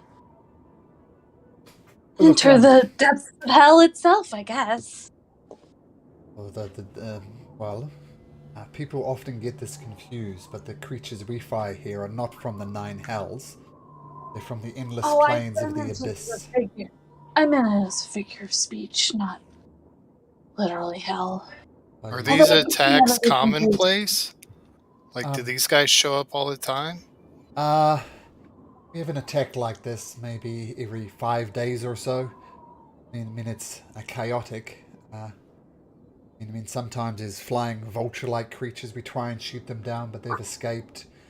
all sorts of other abominations not dissimilar to this. These gibbering mouthies. Look, I appreciate you have questions. I have some important business to attend back in the barracks. It sounded as if you're looking for a rest. If you are looking for a rest, I suggest you head over to the ready room. That's as close as what we've got to an inn. He points to B7. Because there you could find lodging. You can rest up there. You already looked beat up. Maybe take a moment, explore the town. There's other bits and pieces. I will be in the barracks, which is just here to the north. But please, I have important business to attend to. I thank you for your service to the city, and I wish you luck on whatever quest that is. If you have more questions, I'd be more than happy to answer them. But I simply must return to my barracks, talk to my men, and deal with the aftermath of this attack. As you heard, this battle was going all over the city. I need reports, I need statements, I need to know where they're strong, if they've been defeated, if we've been defeated. So forgive me, but Yeah, I must it's cool. move. Go take care of your thing. Of course, thank you. Yes. As he starts to walk away, I want to holler out, "I love your glaive!" And he kind of raises up above his head, gives it a twirl, like a 720 twirl, grabs it, and then slots it back into the scabbard in the back of his back. Not acknowledging it, but doing a cool move nevertheless. I attempt the twirl and fumble it. You can make a roll if you like, or you can just No, fumble it. It's better to fumble it. Okay. And just one little Right. piece of artwork that I didn't show you. It's the attack. Right. Well, I wouldn't mind getting something to eat and getting a little rest. And then I have something I would like to talk with you all about while we're doing that. So you're heading to the ready room? Yes. That's where I'm gonna go. Sure. Yep. Oh. Kipo would have asked if there's any stores or merchants or any area for that. Let's say Viren stops just in time to answer that question. He says, "Not much of commerce here, friend. The equipment we have, we bring ourselves from Assyrius and other places. No actual merchants, I'm afraid. It's not that type of town." Any forges? Nope. I see. That's it? Okay, so you start wandering the streets back to the place that was indicated as the ready room. Let's say, Kipper, can you roll me a d10, please? A D10. Alright. 7. As you're walking down the street, just next to this building, kind of hiding right here between the alleyways, what'd you roll a 7? You see a dwarf. Like a big mane of red hair and a big, long, bushy beard that's been plaited into. Well, it looks as if did take care in his beard, and he put some nice plaits into it. But now it's just in a bit of a tangle. It looks as if he hasn't put the effort into maintaining it. Same thing with his long red hair. Looks as if he'd plaited it nicely, but now it's just in disarray. It's almost looking a little dreadlockish. And he's just sitting in a dark corner and holding a helm to his chest. He's just rocking back and forth. It's obviously a member of the Aurora Watch, and he's holding his helm back and forth, and he's silently sobbing to himself as he rocks back and forth. Sobbing in a corner.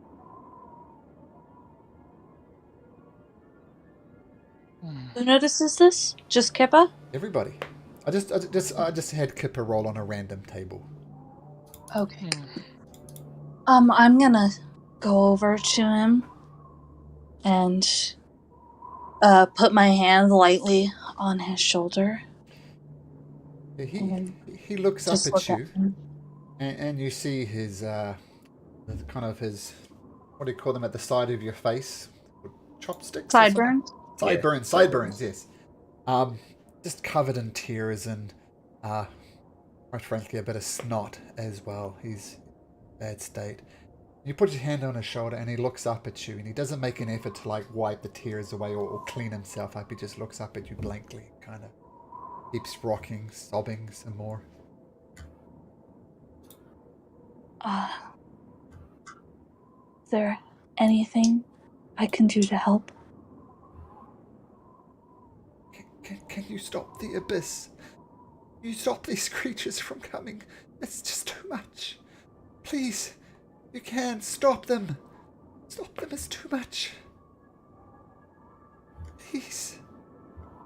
Well, I don't know if I can stop the abyss, but I will certainly do my best to stop any creatures that come out.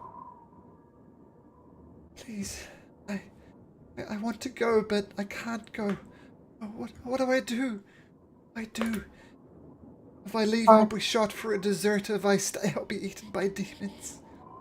There is no hope. All hope is lost. You can't renounce your post? No. No, I signed a contract and I can't, not honorably, and if I leave, my honor itself will go. I can't do that. My honor is important to me. I made a promise. My promise is going to get my soul devoured by demons. Did you know that? And he reaches up and kind of grabs you with both of his hands. It hurts, like he's almost doing it too much. And he says that, you know, they eat your souls, right? They eat your souls, and you'll be endlessly tormented for all eternity.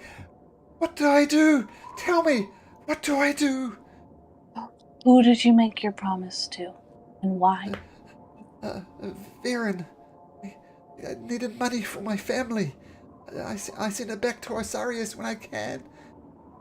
I am doomed. So you made your promise to your family. Yeah, they need it. They're desperate. My father himself, he fought in Bazzozxan, but he lost both his legs and he can't work. The money I make, I send them back as much as I can, but it's never enough. I know it's never enough. If But I stay, I'm doomed. If I leave, I lose my honor and my family is doomed.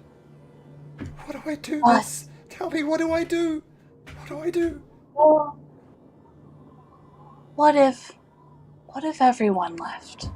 I know you want to leave. But what would happen if everyone here, everyone guarding the gate, left? What would happen to your family then? The demons would escape and the land would be tormented for generations to come. It's even worse, I'm a coward. I know the consequences, but I'm scared and I'm afraid and I just can't do this anymore. I know you're scared. I've been there. But bravery doesn't happen when you're not scared. Bravery only happens when you feel that fear and decide to face it. And I believe you're capable of that. I believe anybody's capable. Make me a persuasion check, please.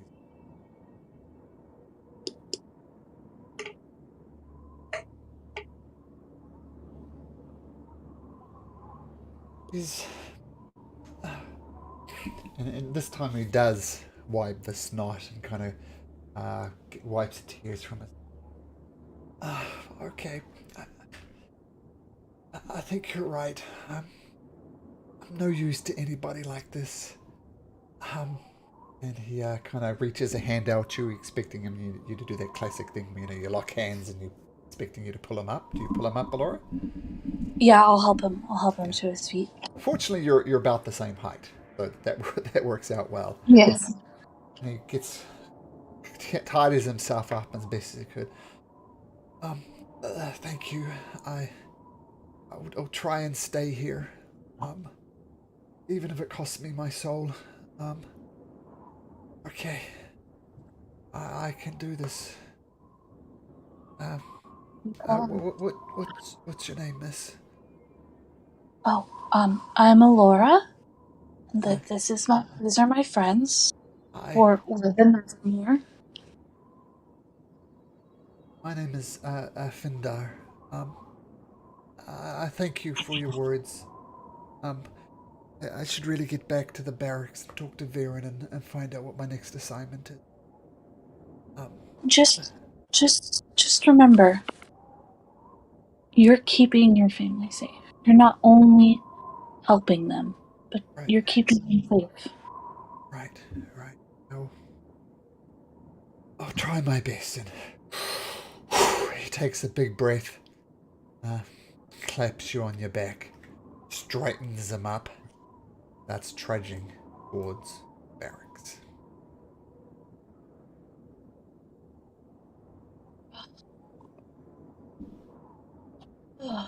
This place is very draining. Okay. And I'll walk out of the alley and start continuing my way towards the ready room. Okay, you go on your way to the ready room. You pass this place here, and you notice it's a 30-foot deep pit, and it's lined with rows of silver blades. And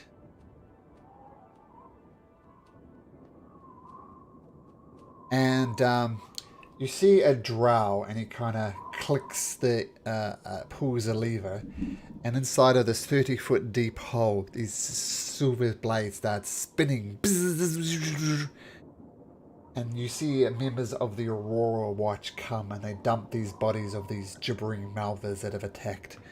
And this kind of drow gets a broom and pushes these creatures into this, what you will come to learn to know is a sacrifice engine.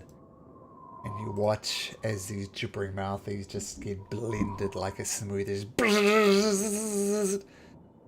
And it's obviously quite a gory sight to see a gory monster being gored by silver blades.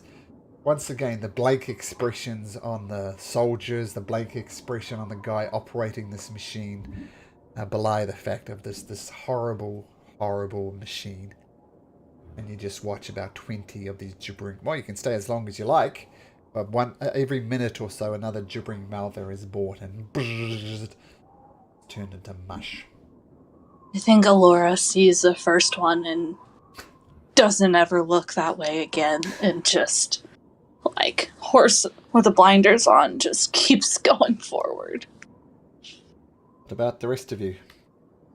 It's weirdly fascinating, but I'll keep going. Okay. Anybody stopping for a look or anything? I think, Miss kind of stands there a little too long, just mesmerized. I mean, it is oddly fascinating, right? This really bizarre machine. Like, who'd build a machine like this in the first place? But they are making use of it. And you watch it, dazed for a little bit at the sheer horror of it. Eventually,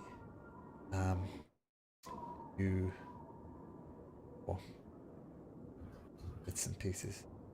So the Betrayer's Rise, as I've just showed it on the map, it's up this way to the north of the town. And scale for feet. I don't know why they just don't show these things in the first place, but there we go. So you head over to the ready room. First of all, it's a bit nicer than this just being outside around the Betrayer's Rise. But you enter the tavern. People are quiet there. The general hubbub going on. Just people hanging out, talking about things. And as you enter it, get my notes. So it's almost like a large barn. and has a steeply pointed roof, and it looms over the battered structures near the centre of town. Over the double doors, a sign bears a tavern name, the Ready Room, and it's written in Undercommon, Orc, Goblin, and Common. And as you enter the room, the ground floor just contains piles of tools, things like lanterns, shovels, ladders, and the like. And a dozen wooden stools have been turned into curtained sleeping quarters, each one holding up to 5 cots, so perfect for you guys. You could sleep in one of these if you like. But the actual bar, the actual tavern, you notice is on the second level. And there's a rope and pulley hoist which functions like an elevator which allows you access to the top level. You see some Aurora Watch members sleeping in some of these cots, even though it's the middle of the day. And you suspect maybe they've spent their coin to sleep a little bit more comfortably than the barracks, because you know that soldiers work 24 hours a day. So maybe these were people who are working the graveyard shift. They're sleeping as best they can. The wooden hoist is at the bottom. To operate it, you just jump on it and pull the pulley yourself, and that would raise you to the top level. What do you guys do? I'm gonna start heading towards the pulley system. I'm gonna get something to drink and then sit down and rest. Probably not sleep, just enough to recover a little. Cool. I assume you all go up to the top. If you want a tankard of beer, the local barkeep will sell you one for a copper piece. Do they have any tea? Nope. They have beer and beer. I'll take a beer. Copper piece. Same. You don't have any nachos. No, they don't have nachos, but you see some people have been served like a bowl of mushy fish with mushy rice, with which looks like very overcooked fish on top of it. So, How much for a bowl of mushy fish rice? 2 copper pieces. I'll take one. Sure. Same. I'll take one of those as well and 5 beers. Okay, the drow that runs the bar. Oh, right, that's a lot of beer, but yeah, help yourself. I will, yeah, 5 copper pieces for 5 beers. You got it, friend. And it goes through and takes your order. So if you want mushy rice or beer, help yourself. And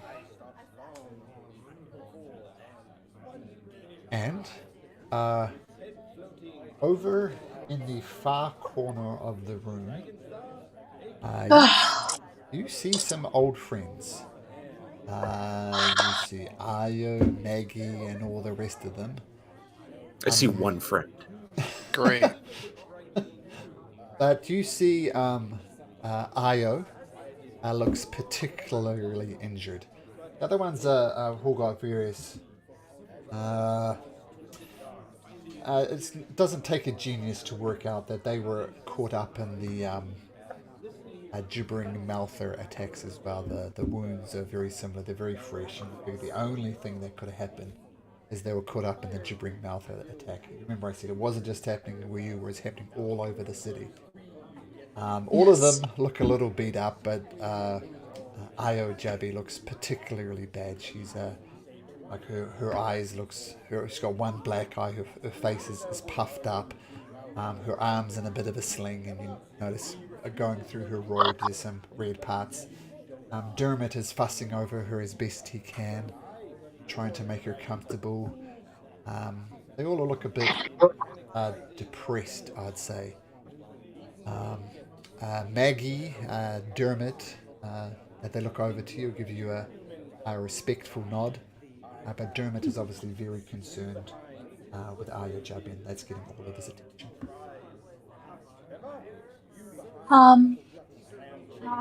I'll turn to the rest of the group and be like, just give me a second. And I'm gonna walk over to their table, and I'm gonna go to Dermot, be like, is she okay? Yeah, she's okay. I mean, I assume you don't look too good yourself. Yeah, you were all caught up in this gibbering mouth attack. I think we're in a particularly dense part of the city. Managed to go them off eventually. I know Maggie here feels a bit bad because a lot of the damage done to Ayo Jabi was done by him. Maggie, you're a gentle soul, and we all know it was these mouthers. But and Maggie then piped. Yeah, I feel really bad. But did you hear the sounds those creatures were making? It was insane making. And I don't know what came over me, but I took a big old swing at Arya here. I am sorry once again. I know you're going to say it's not my fault, but I still feel bad. I'm sorry. Now you jab it. It's okay. It's okay. I'll be fine. Right. Well, if you just need to rest, I'll leave you to it. I just wanted to make sure there wasn't anything I could do to help. Ayo stumbles out to it. I thank you. I know we have our differences at times, but... And for the first time, I mean, you've seen Ayo Jabe go one-on-one with sharks. You've seen her a strong, determined person and the obvious leader of this group. For the first time in your interaction with Ayo Jabe, you see her strong facade break with just a moment. And she's saying, she can. I know we've had our differences, but this place, these demons, I've never seen anything like that before. It is quite terrifying.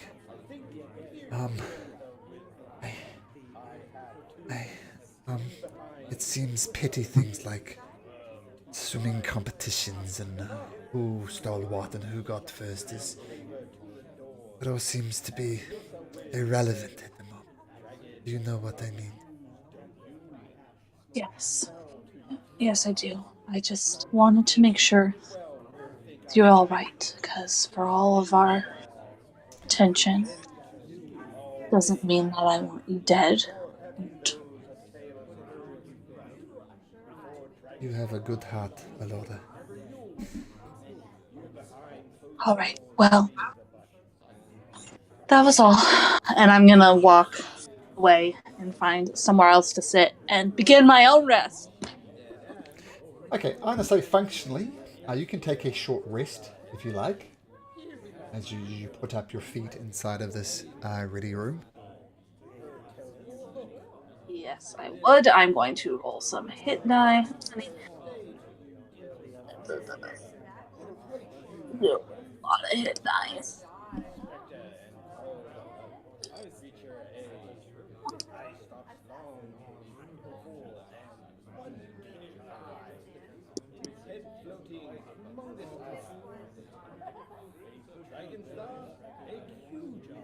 As you're sitting down, mending your wounds and enjoying lots of beers, rock, and mushy rice if you ordered it. As you're sitting down... It's delicious mushy rice. I got a bone in mine. A tiefling comes up. Just plops himself right at your table. That's what this tiefling... Is a tiefling, isn't it? Looks more dragon. Is it tiefling? It is a tiefling. Let's say, is that a tiefling? Let's say it's a tiefling, and it looks more dragonborn. But that's the garb he's wearing regardless. And he sits down, and he grins. And he just reaches over and helps himself to one of Rourke's beer. Do you mind? And he just takes one and starts drinking it. Rourke just growls. Oh, sorry. I thought this was a... I'm sorry. I just assumed this was for the table, but I'm sorry. Here, have it back. Barkeep! And he snaps his finger. Another couple of beers for my friends here. And the drow comes and gives you a couple of more beers, Rourke, and he Hands over copper pieces. Um, By and couple, I think he meant 5. 5 more, please. make a persuasion check, Rourke. Or intimidation, it's up to you. Say, I think the rest of us like beer also, friend. Ah, look, fine, I don't want to be rude. I won't buy them for you, my bugbear friend, but a round for everybody. Two for the bugbear. So he buys a round of beer for everybody, whether you want it or not. And he sits down and he says, tell me you feel it too. Says a tiefling with a grin. My comrades don't, but I do. The history that surrounds this place, I mean, back to the time of the calamity, and almost the romance of this place. The romance of heroes fighting against impossible odds, sacrificing everything for defending the word. All done for people who will never know them, never think of them, never even be able to thank them. Simply because it was the right thing to do. And ages later, we see now the Aurora Watch doing something the same. Don't even know. This is history, my friend. The beautiful tales of heroes risking everything, people who don't even know their name and wouldn't give them a cent on the street. You feel that history. You feel it as well. Right. That's why you're Who here? are you? Oh, my apologies. My name is Question. What? Question. Oh, Not a question, but my name is literally Question. But So yes, what's your business in the town here? Are you just looking for stories, or like what's your deal? well, firstly, this place is inly fascinating. As I said before, it has a deep history of people sacrificing themselves for people who don't even know. I work for the Cobalt Soul. I work out of Ankaral, normally. Oops. I work out of the archives of the Cobalt Soul out of Ankaral. And I'm here doing research on this place. I haven't seen you here before. I'm happy to share what I've learned and what I've ascertained. But tell me, why are you here? well, as I tell everybody, God, why do people care so much? Anyways, I've been sent basically on a holy mission by my goddess to save someone, discover more about the calamity. It's all very fuzzy. Gods are not very specific in their wants or Well, needs. that is interesting. You're here to save somebody? Who is this somebody and why are you trying to save them? I might be able to help. I don't know. There was a vision.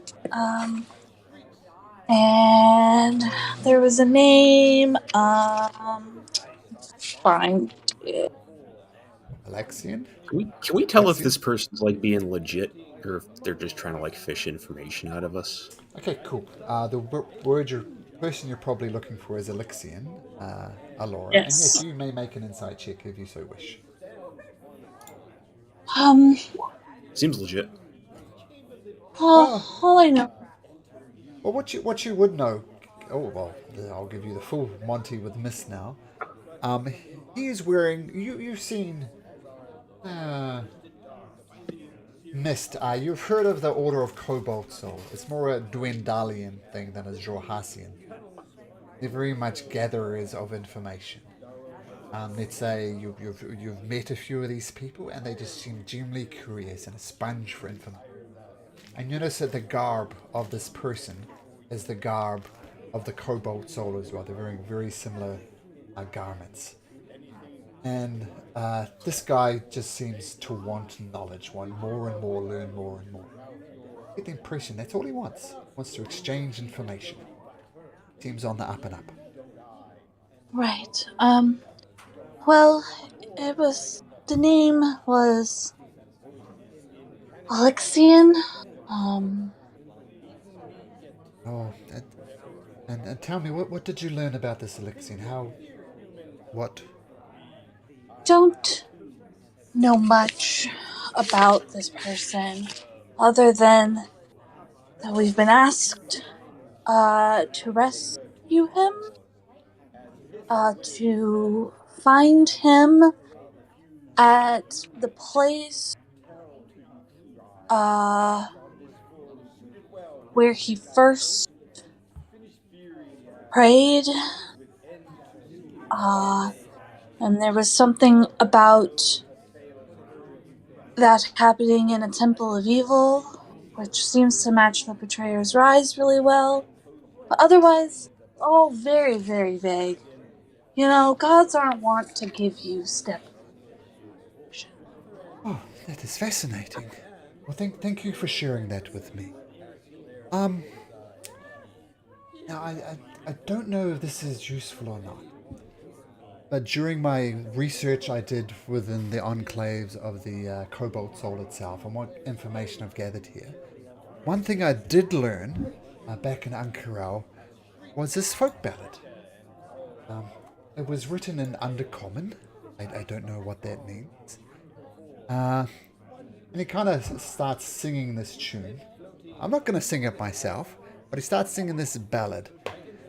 And it talks about an unnamed halfway god, a champion who was given so much power by the three of the prime deities during the calamity that he nearly became divine himself. And he sings this, it's kind of like a chant almost, the way he sings it. I don't know if that matches up with what you know, but I'm not sure if that's useful or not. But fair's fair. Let me share what other information I've learned as well. This was something else. This is something else, an etching I found in a very old book, once again in the Cobalt Souls. And it shows you a sketch of an island bathed in the moonlight of Catha and Erudius both full.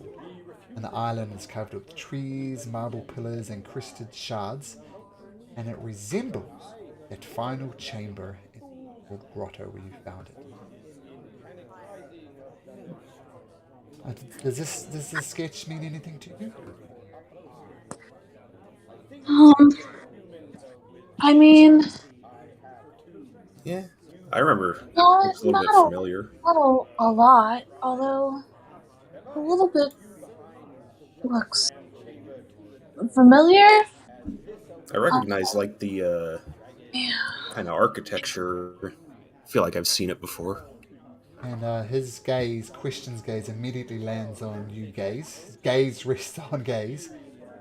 You said you've seen it before? Where did you see it? It's familiar? Please elaborate.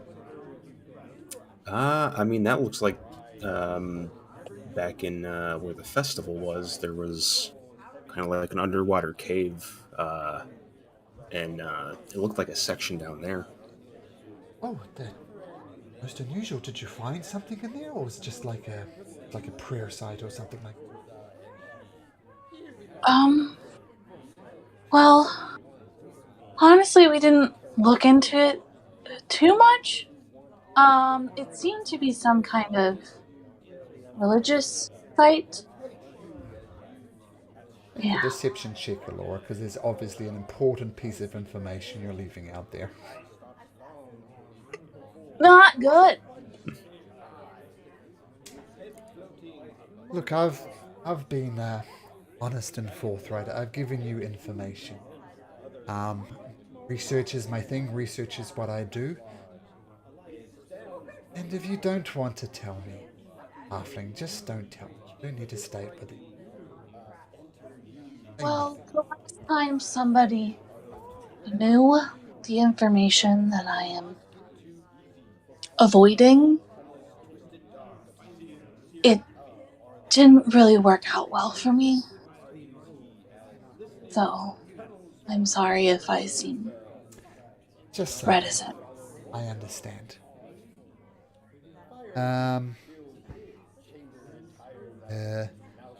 Now I've actually been the Betrayer's Rise. I'm not sure if that's what you're here for here. Maybe doing some research myself. And on the surface of the Betrayer's Rise, like on the gate, there's lots of symbols. And I took this rubbing of the symbol here. And not sure what it means, but it shows you the picture, and it depicts a long-haired woman peering into the distance. Can anybody who's proficient in religion please make me a religion check? Alrighty. Anybody else proficient? I wish. Nope. Okay. So, Alora, you recognize the symbol. So it says, yes, this is a sketching, a rubbing I took from the entrance to the rise. I don't know what it means. I couldn't identify it. But you recognize it as the holy symbol of Avindra, the change, Laura. Okay. Yes, this just seemed to be out of place. I mean, most of the iconography there are demonic, horrible scenes. But almost this lady, whoever she is or whatever she is, seemed to stand in defiance to me. Do any of you recognize who this is? Oh, that's Avandra, one of the prime deities. Oh, Avandra. And he kind of adds to the bottom of his sketch, Avandra. It's the change bringer, right? Yeah, change bringer. That's it down. Well, thank you. Thank you. And the final thing I found, I know this is connected to the calamity somehow, but I found this, just a sec. I found this, what is it? Yes, I found this,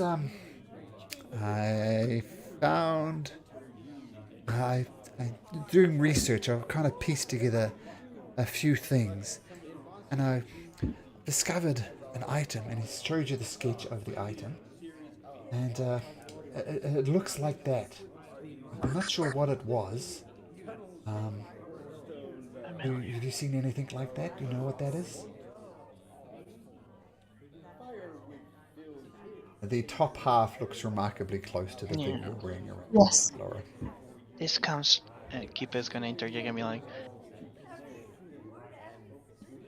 the answer to that would be of the similar nature to the one Alora avoided, so we'd rather not tell. Oh. Your refusal to answer, young kobold, almost gives more away. Yep. I know. Have you seen such an item? Do you have such an...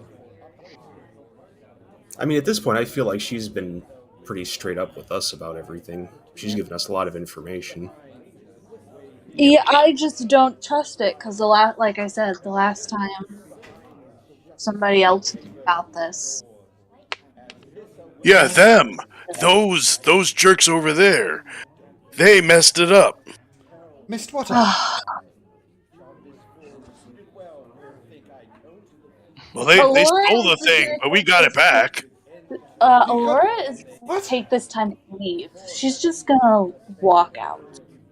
What took what bet? This thing that I drew. Oh, where is she going? What's going on? I have no idea. She has one of those? I'm not there anymore. I've No. left.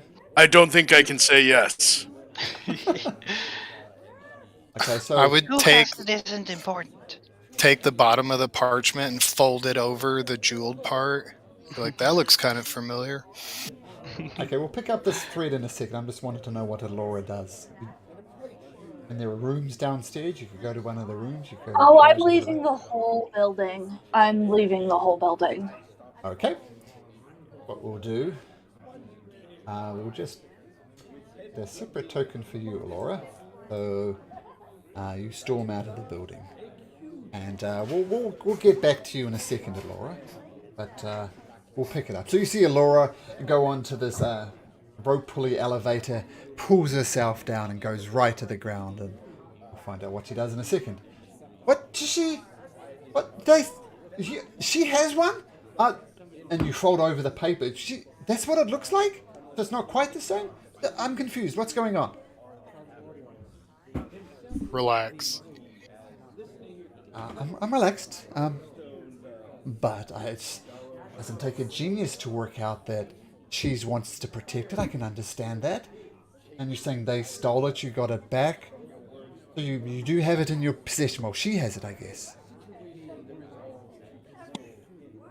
I cannot confirm or deny that. Say we'll let your imagination wander with that one. But what else can you tell us about this thing? Well, What's its importance? Well, if she does have it, keep on denying it as much as you can. But I'm going to assume that she has it. If she has it, what she has is a lost vestige. Now, I don't know the true nature of this relic, but I believe it was plain old an ordinary amulet, something you could buy at a common marketplace, until it was filled with a divine power during the calamity. Now I would really like to have a closer look at it. Judging by your friend's angry reaction, I don't think that's going to happen. She obviously doesn't trust me, and I can understand it. I'm a stranger who approached you in the bar. But please, you talk to your halfling friend, who's obviously very protective of this thing. Just ask her to come talk to me. I'd appreciate it. You talk? Would request a closer examination of the amulet. Promise not to lay a finger on it, but just merely inspect it closely. And perhaps if I had a closer look, I could give you more. I can pass along that message to her, but it's going to cost you 3 more beers. 6 more beers, barkeep. 6 more beers.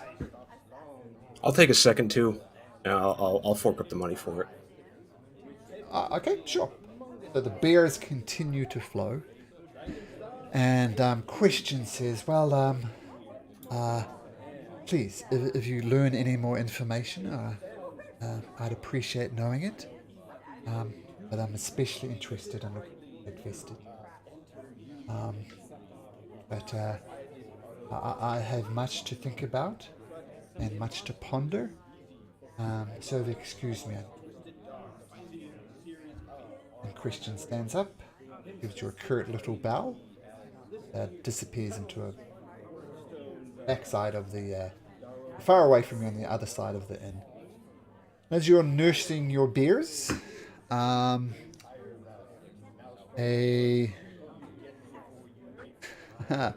have a look.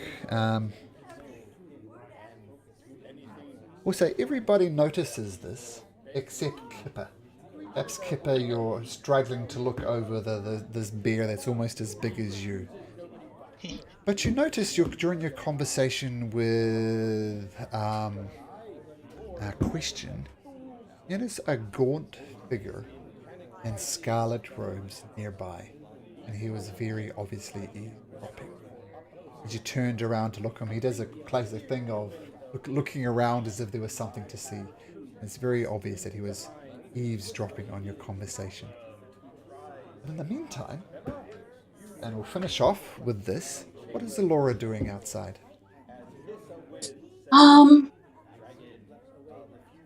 Laura is gonna go outside and she's gonna take a moment to center herself And she's gonna take this opportunity to head towards the fog home and see if this place has any items she might need for Okay. revivifying things of that nature. Okay. Roll me a d10 if you'd be so kind, Alora. Alrighty.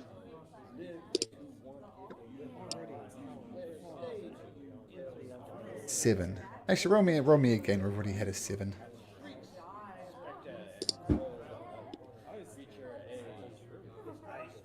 It really wants to be a 7. Okay, one more 7 and we'll have the same event. God's talking to us. 3. Okay. So something does happen on the way to the Betrayer's Rise. Gonna quick note here. Or it goes.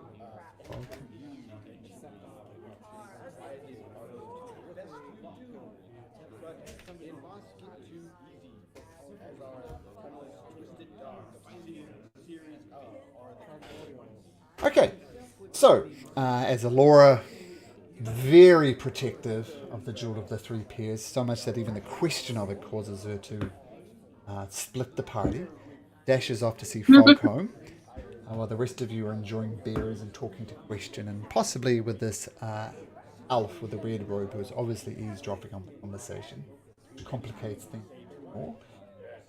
We'll see what happens next week. Okay. Thanks, guys. That was fun as always. You're a fun group to play with. Yeah, it was good. Thanks. Yeah, Okay. good game. Take care, guys. All right. See yous. See you later. See ya. Bye-bye.